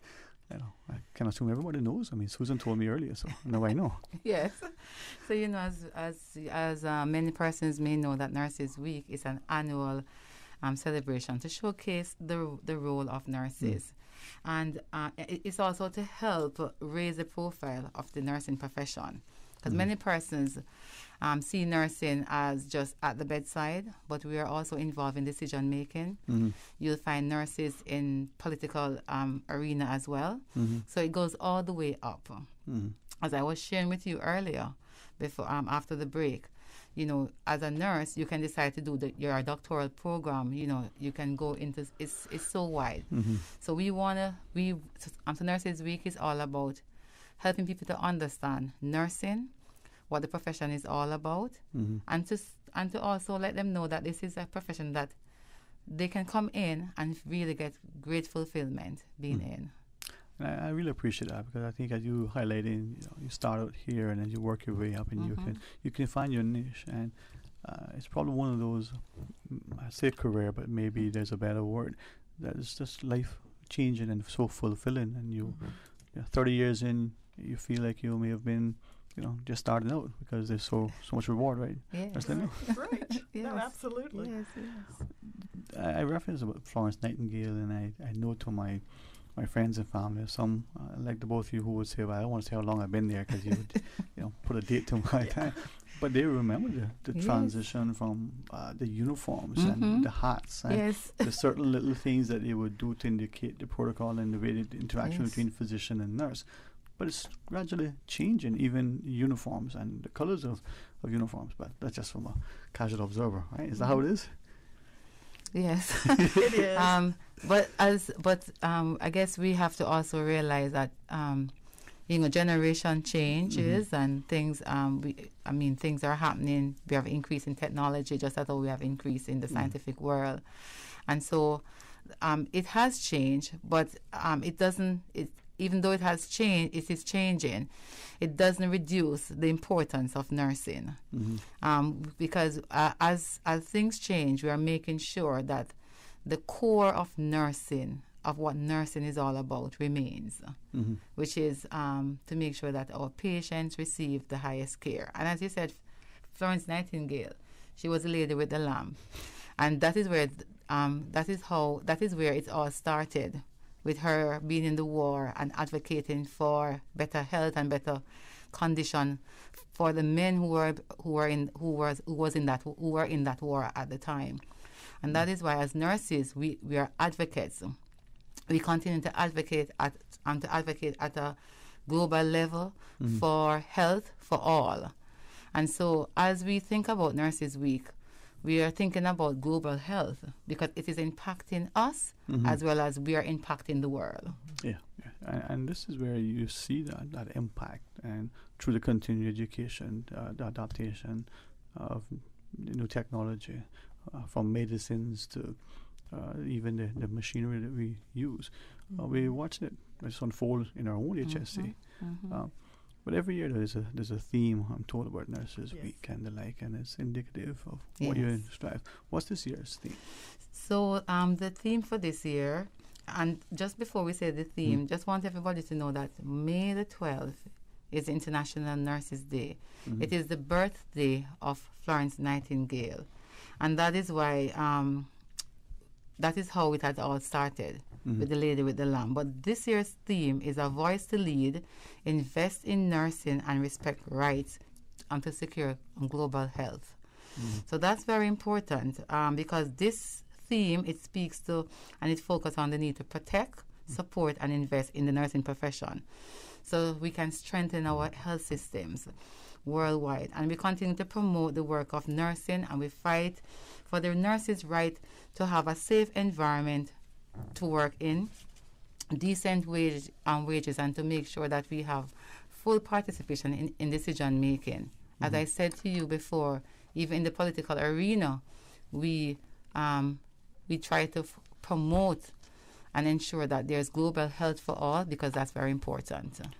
And I'm glad that you referenced that, because I was looking at the whole, not just the changing landscape now, and perhaps even the perceptions of many of us, and even in the portrayal in the media of how it is, but the ability to participate in decision making. If you're okay, can we talk a little bit about that? Because I think we talk about ownership. We get a committee and we want the members to buy in. We have all these wonderful, terms that we use, but decision making for nurses, share with us. So even in my own organization, we have a shared governance. And so the individuals, particularly nurses, come together if there's a decision to be made about a policy, for instance. Because those that are working at the bedside have the insight. And from a leadership perspective, we may think we know what's right, but if you put it in place, it may not be practical. And so once again, having the nurses and others have a voice in how things go, it also creates buy-in. It also allows them to be innovative and creative. And if you've read any literature, nurses can be one of the most creative professional persons out there because they can always figure out how to adapt, as Karen said, and make things work that in other people's mind would never work. And that's the thing, that's a skill set where you have to think on the fly. You have to make sure, because it's constantly change and you're watching things happen. Both patients and two adjoining beds may have the same issue, but the personalities are different. Correct. How do you respond? So from that perspective, that create a safe working environment. maybe for some who listening, they're not quite understanding exactly what you're speaking of. We talked about the education some time back, but pinpricks, amongst nurses. Be mindful. Here are things that you can do to ensure, but then they're flush. What else are you talking about when you speak of creating a safe working environment?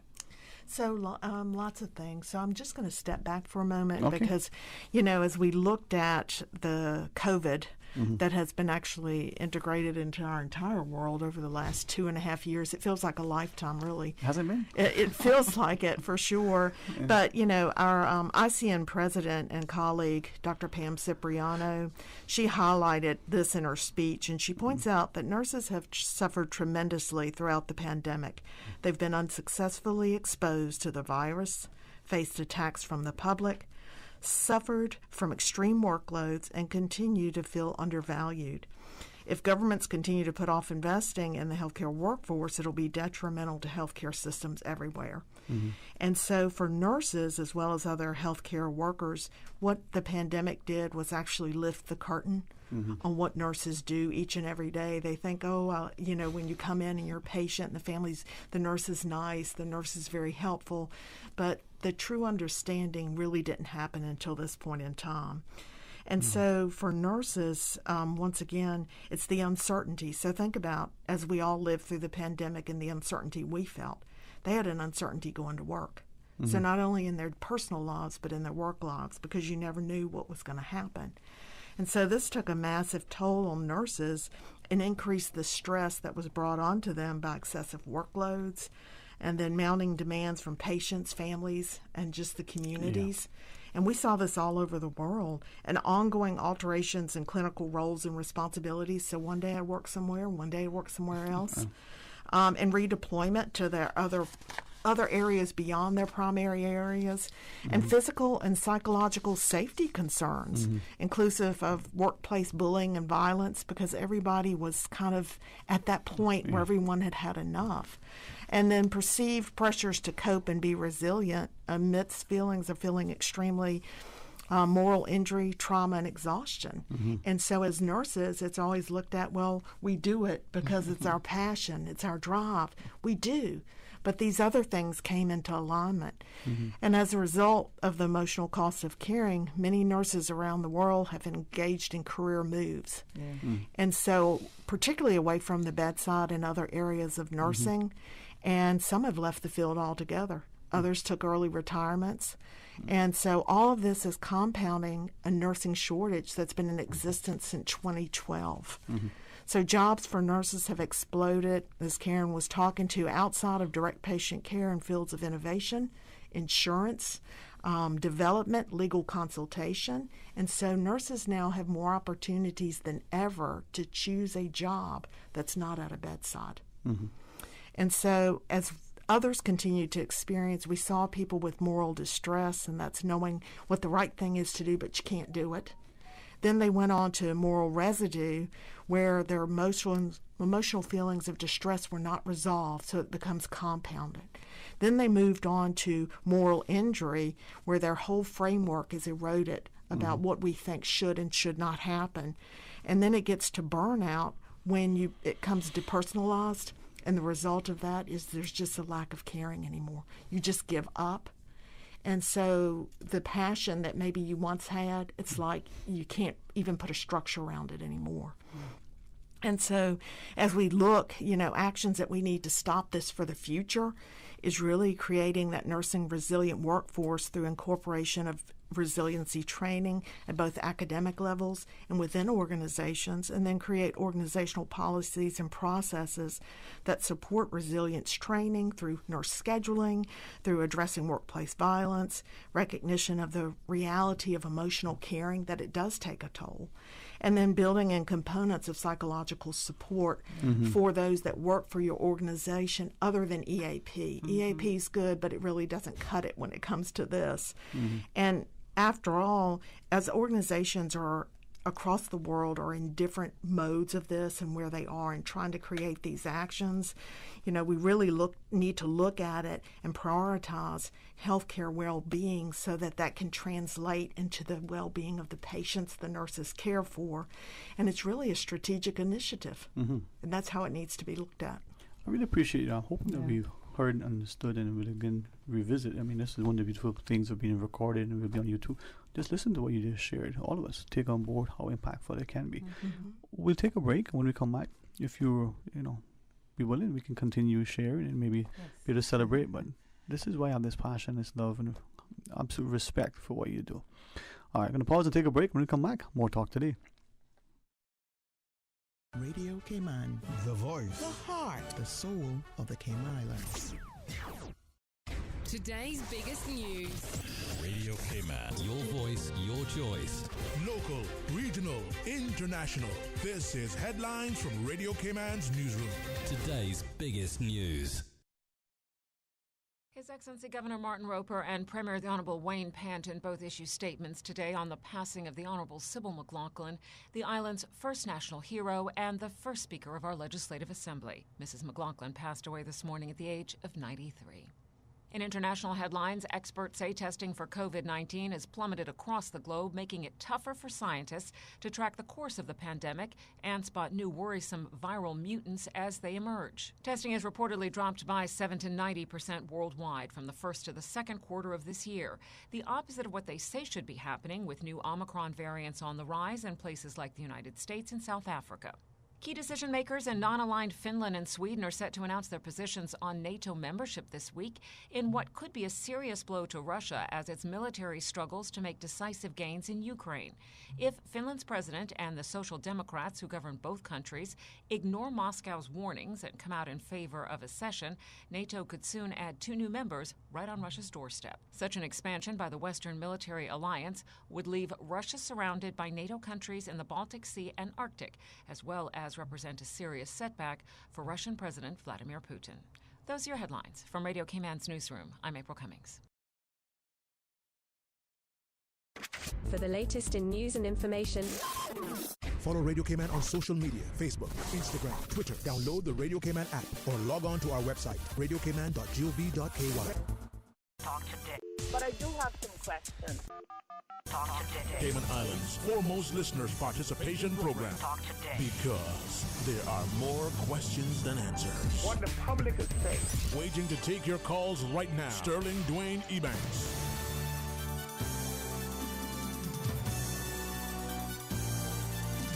Hey, good afternoon and welcome back, and thanks for joining us. And it's a distinct pleasure. I mean, there's a bit of emotion in me as I think to what you must face in your careers and the contributions that you make, and sometimes, just generally speaking, the perhaps lack of appreciation that we as a public share, whether it's in this country or in other places. And maybe we're becoming impersonal. We no longer stop to say thanks. And maybe when we do, and it's a compliment, the response normally is, well, what do you want now? And maybe we need to get back to a sense of humanity and exhibit greater humility. So, nurses, Linda Shepard, the Chief Nursing Officer back home, but another JCI consultant over the HSA. Thanks for partnering with us. And Nurse Karen, I just walking in my mind, I was through the halls of HSA way back when I didn't have to go through all the protocols. And one day I prayed that we return to that, so that we can see the smiles and we can see the enthusiasm. Soon come, they tell me. Yes. We're hoping for that to be soon. All right. You know what? We work together and we work hand in hand, and we'll see it materialize. But you referenced earlier, and I'm saying this to hopefully again encourage our parents as we talk to our schools about careers and nurses. I don't know whether it's here or elsewhere, but there seems to be some view that if you're a teacher or a nurse, your pay is supposed to be paltry, as opposed to be that wonderful thing to pay you for what you're worth. But that aside, maybe it'll come, because you talk about create not only safe working environments, but also fairness in pay. But nurses, there was not long ago, Nurse Karen, you referenced 2012. I thought it was much earlier, where even in Cayman we started to see nurses being in short supply and taking up opportunities elsewhere. Still an issue, no matter whether you're in North America or whether you're in the Caribbean. It has gotten worse. So the predictions are that by the next 2 years we'll see an overall world deficit of 7 million nurses.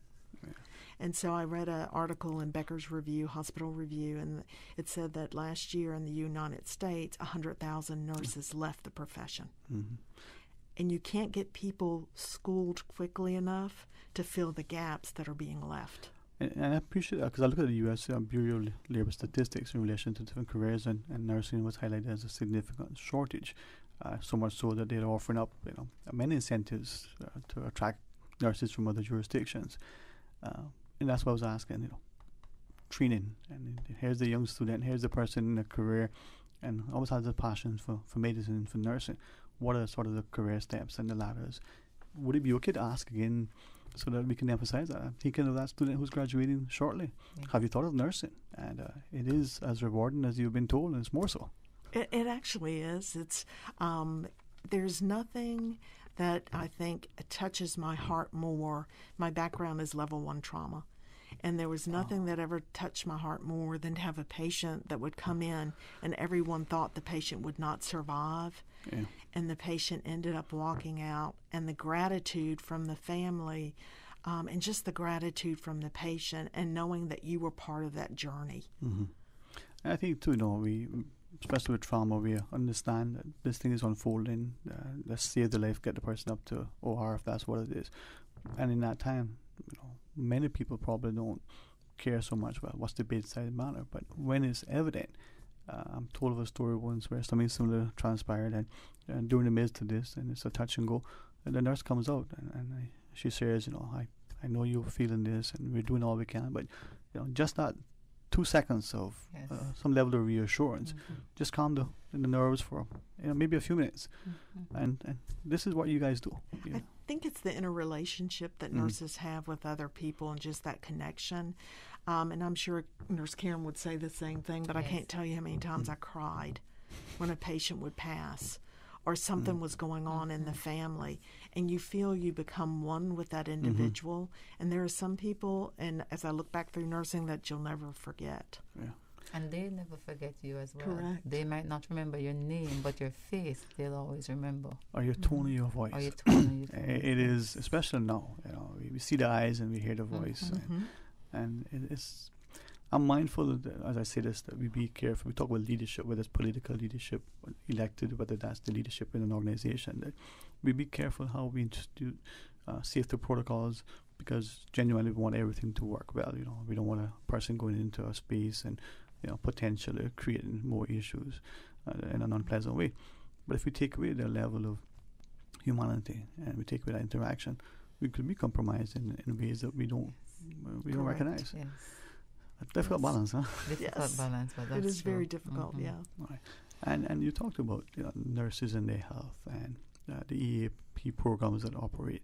They're good, but as you shared, they don't go far because you have a lot. At the end of the day, you come home to your families, and there's only so much you want to share, you're able to share. Maybe again, the compassion for your family, how much they can bear as well. Correct. What would be a helpful thing to help nurses as we look at Nurses Week in particular? And this may be a program we could look at to complement EAP. Is there something we could put in play?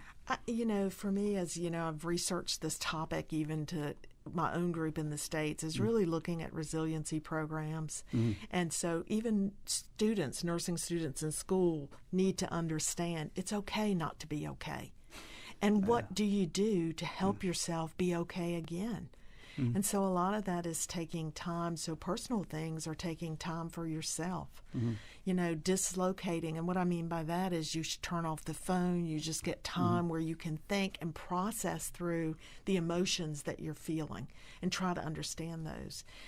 Psychiatrists, psychologists, being able to have those conversations with individuals that treat those type of individuals, so that instead of going from moral distress straight to burnout without recognizing, but understanding those steps and making sure that our nurses, when they're hired at our organization, it's part of the onboarding process. Right.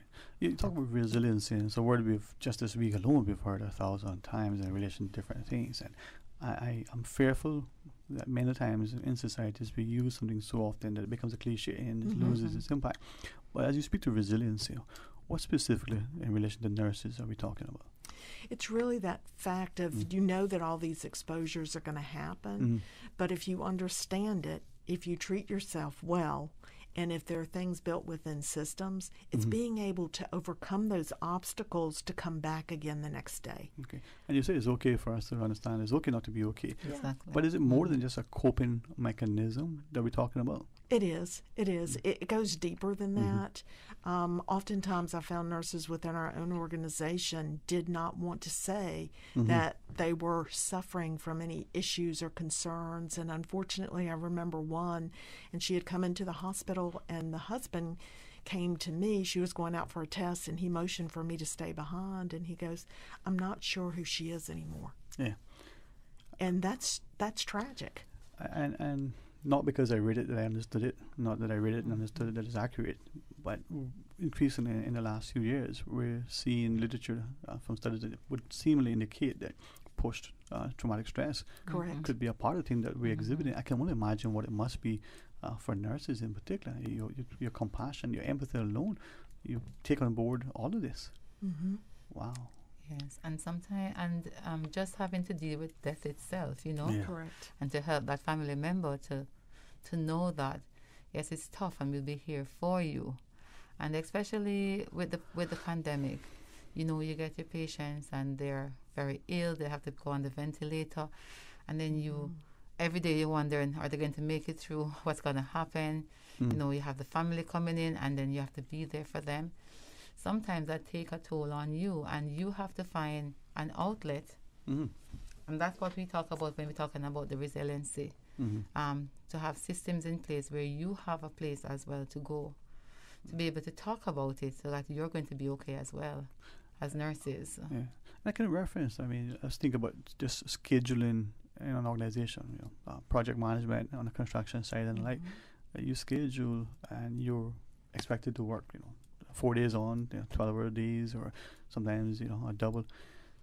That must also be on the physical being as well. It does. So it also so physical and psychological. So just think you go to work and you don't know when you'll get home.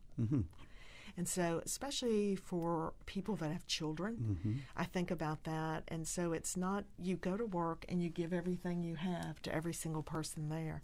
And when you come home, your family still needs you too. Yeah.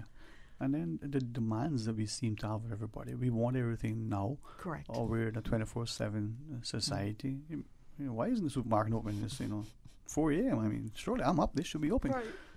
Or we come to expect that, irrespective of what we do. Is it then as a society we need to sort of manage our expectations and speak to, retraining our thoughts? You know what, and you make an excellent point, because I oftentimes think about, sometimes nurses are spoken to well and they're given a lot of gratitude, and then sometimes they're spoken to very offensively. And it's that think before you speak. I know that being in the hospital is a very high-stress situation for the patient, for the family, but just being mindful, because if people understand what the nurses are going through, I would hope they would stop for one moment and express themselves in a different fashion. Even if you have a concern, it's not that we don't want to hear them, but there's a difference between expressing that concern in a way that it is issued as a concern and in a way that's insultive or threatening. I appreciate you, and I'll say this because when she said it 1,000 years ago, it's still in my mind, and I may not repeat it verbatim, but she said, as a nurse, right, she recognizes she's one person, and through the week there may be thousands. There may only be a couple hundred, and they're all coming, and she's the one, but she can't internalize and beat it all them, because John's comments today, now I'm still thinking of that, and I'm gonna result in how I treat Peter tomorrow, but can't get them to see the 1,000 to 1. Yeah, she has to recognize that she's the one. But she also shared that something that she got from her mentor. Just take a second and explain to the patient, okay, you're in here, you're feeling bad, it's this, looks serious to you, we've seen it, we've got you. Just a quick second of reassurance. And then she started to track it, and at the end of the day, it added a few minutes more to her routine, and then, but for her organization sort of demands, well, you need to get this thing triaged. What are you taking 15 seconds too long? But that gave her not just a peace of mind, but a better relationship, because it made her waiting team. Again, education, understanding, and maybe managing expectations. Maybe somebody we employ because it's challenging. Absolutely. Yeah. Oh, man, it's awful. All right, final break. And then when I come back, what are we doing for Nurses Week? I mean, here's a big gala or gala. Yes. And there's a lot of chocolate to be served. And some great things, you know. Like Susan has ordered a special set of balloons. Maybe not. I'm going to tell you what's going to happen and how we can be a part of it. Stay tuned for Talk Today. Busy, busy, busy. Feel like there's not just enough hours in the day. Savannah Pharmacy, service to make your life easier. Now you can WhatsApp your prescription order to 929-5045. And pickup is just around the corner with everything your family needs and convenient opening hours including Sundays and holidays. WhatsApp your prescription order to 929-5045. Savannah Pharmacy, wholesome values with modern conveniences. For medical lab services in Cayman, go straight to MedLab. For a full range of medical services, pleasant, clean and comfortable environment, no long lines and affordable fees, visit MedLab at the Smith Road Plaza. Open Monday to Friday, 8:30 a.m. to 5 p.m. and half day on Saturdays. Call 949-7331 to make your appointment. For medical lab services in Cayman, MedLab. Ask our professional team about the benefits of cutting-edge technology with MedLab's new state-of-the-art digital mammogram machine. It's in our name. Fried chicken. It's our thing. Others may try, but we have the original. We put the extra and extra crispy. And our secret in everyone's mouth. So if we want to make the best chicken sandwich, we just need to put our name on it. New Kentucky Chicken Sandwich. An abundant triple-breaded filet, premium mayo and pickles, all in a buttered brioche bun. The best chicken sandwich had to be KFC. This October, discover Peru with the Chamber Travel Club. Experience a trip of a lifetime to Machu Picchu, the lost city of the Incas and recognized as one of the wonders of the world. Explore an ancient Inca ruins, visit the Sacred Valley at the foothills of the Andes Mountains. Experience the Spanish and Incan cultures and civilizations. An information session about the trip will take place at the Chamber Conference Room in Governor Square on Tuesday, May 10th at 6 p.m. Register online at caymanchamber.ky or call 949-8090 for further details. This October, discover Peru with the Cayman Travel Club. It will be a trip of a lifetime. Talk today. But I do have some questions. Talk today. Cayman Islands' foremost listeners participation program. Talk today. Because there are more questions than answers. What the public is saying. Waiting to take your calls right now. Sterling Dwayne Ebanks.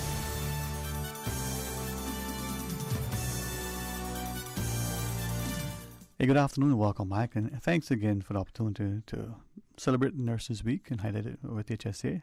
There's Karen Stewart and there's Linda Shepard. Thanks for joining us. We see nurses, and for some of us, it's just a way you speak and engage, with your patients. It's just a reassuring word, and that familiar sort of recount. And that's Karen. They may not always remember your name, but they always seem to take to what you do. Yes. So, Nurses Week, what are we doing? How can we celebrate? And where can I get a piece of chocolate cake? Yes. So, as you know, worldwide, each institution, each individual will do various things for Nurses Week. And everything that you do is important because it's the thought behind the action that really counts. So this year, the Health Services Authority is sponsoring a Lunch and Learn for the nurses at the Health Services Authority. So that will be happening on May 12th, which is this Thursday coming.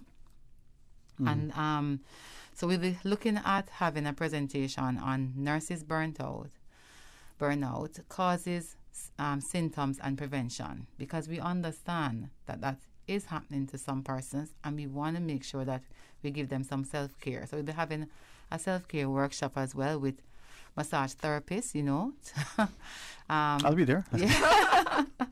So we're going to be doing that. We'll also have the Honorable Minister of Health, Wellness and Home Affairs, Honorable Minister Sabrina Turner. She will be coming to give us greetings, which is very important to us, because we understand that she appreciates us, and so she will be there as well.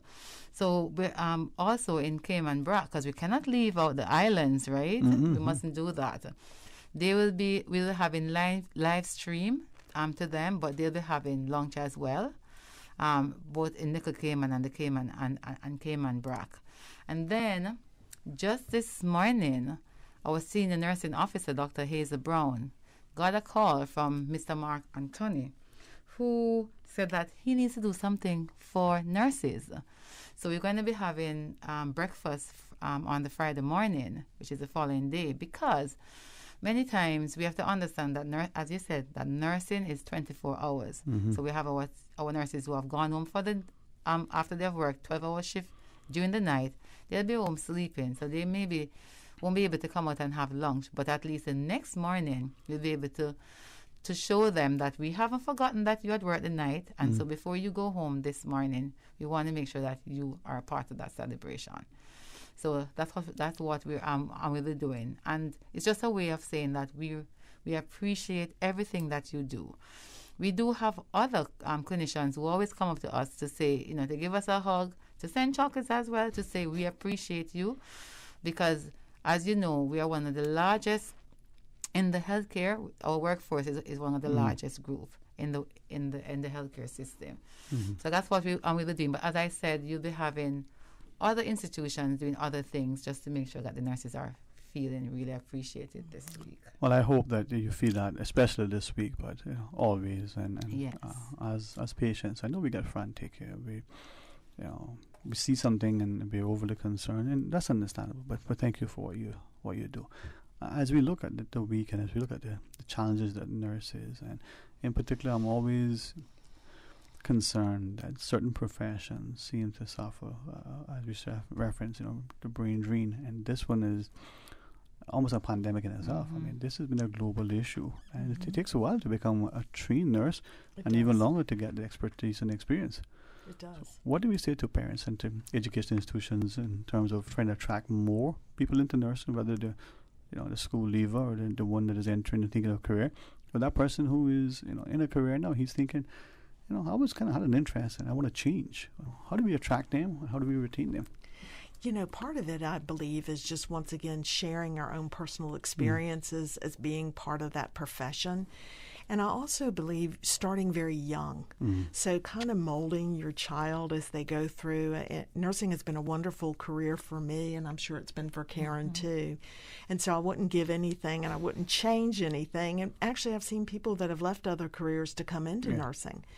And so as we try to attract them through those avenues, the other avenues we need to look at is making sure decent wage, of course, making sure that we have programs that address the needs of nurses. And I think about childcare, and particularly, I think, once again, I go back to the resilience piece because it was just so brought forth by the pandemic. And then also thinking about, as we talked about, safety within the workplace environment, and just making sure that nurses are involved in decision making. I go back to my earlier point. They're very creative individuals. I have seen people do some amazing things. And so with that being said, understanding you can utilize those abilities within your workplace. Yeah, and I'm glad you shared that, because we look at people change careers for different reasons. And I mentioned Nurse Monte earlier. I remember having a discussion publicly. He shared some of his story. He came in one career area and transitioned into nursing, and looking at the skill set, looking at his volunteering. So we can do that, whether we're 14 and thinking of a career change, or whether we're 41 and go, you know what, this would be something that we want to do. Never too late, right? That's correct. Yes, that's true. And the other thing is that at the career fairs, we want to be there so that we can talk about what we do.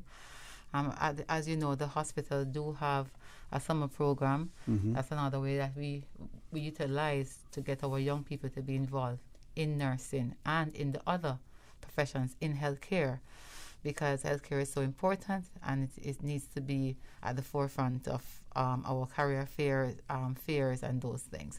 So we do use that as well.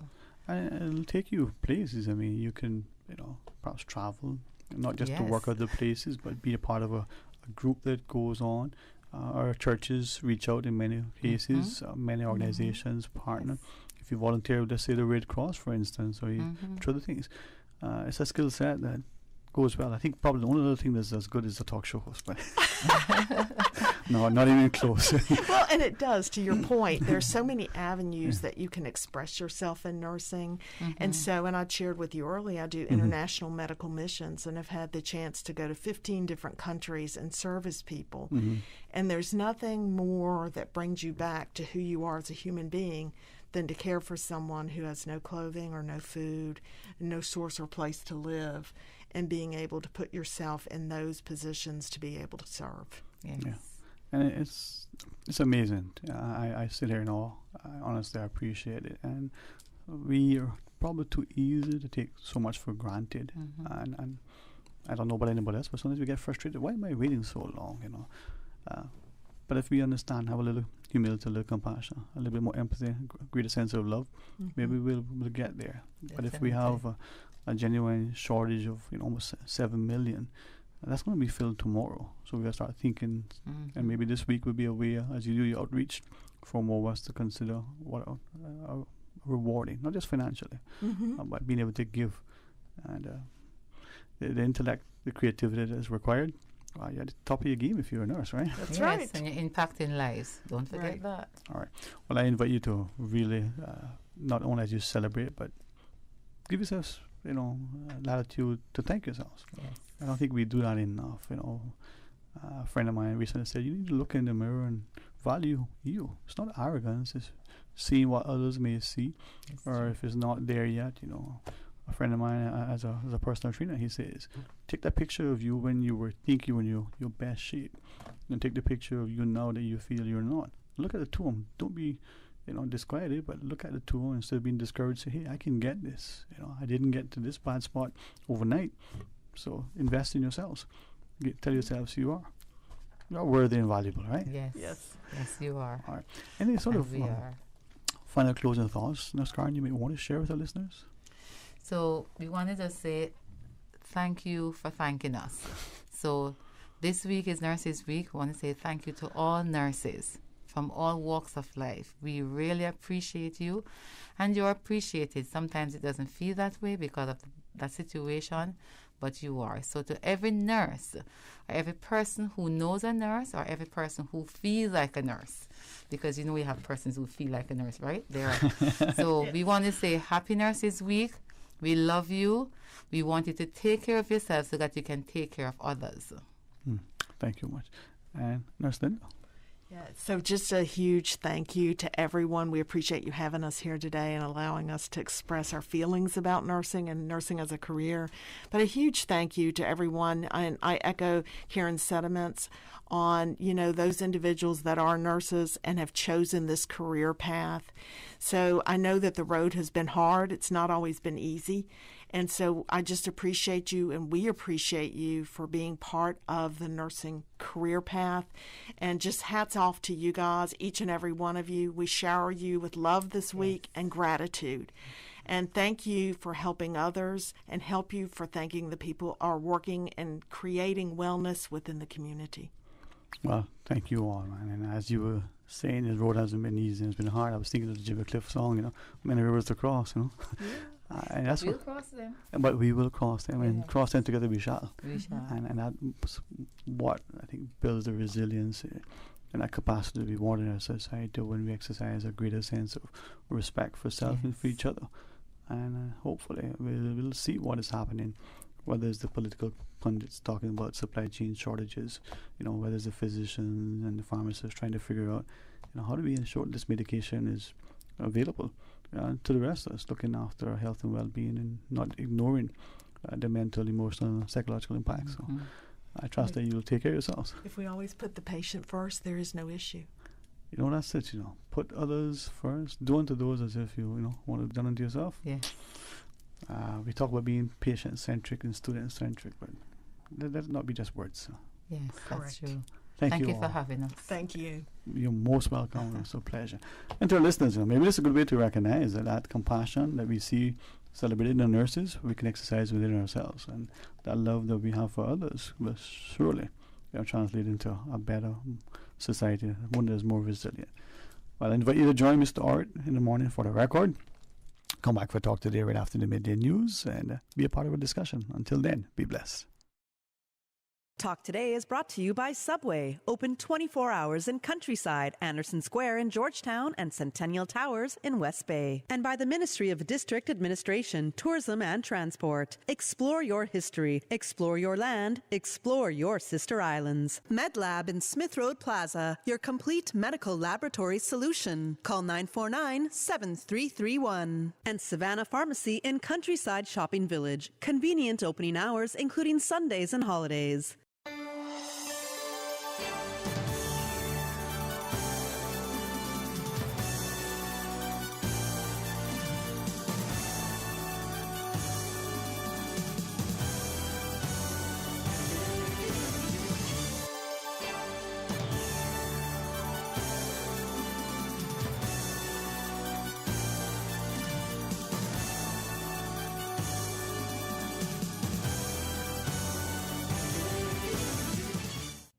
Shaken yet standing firm.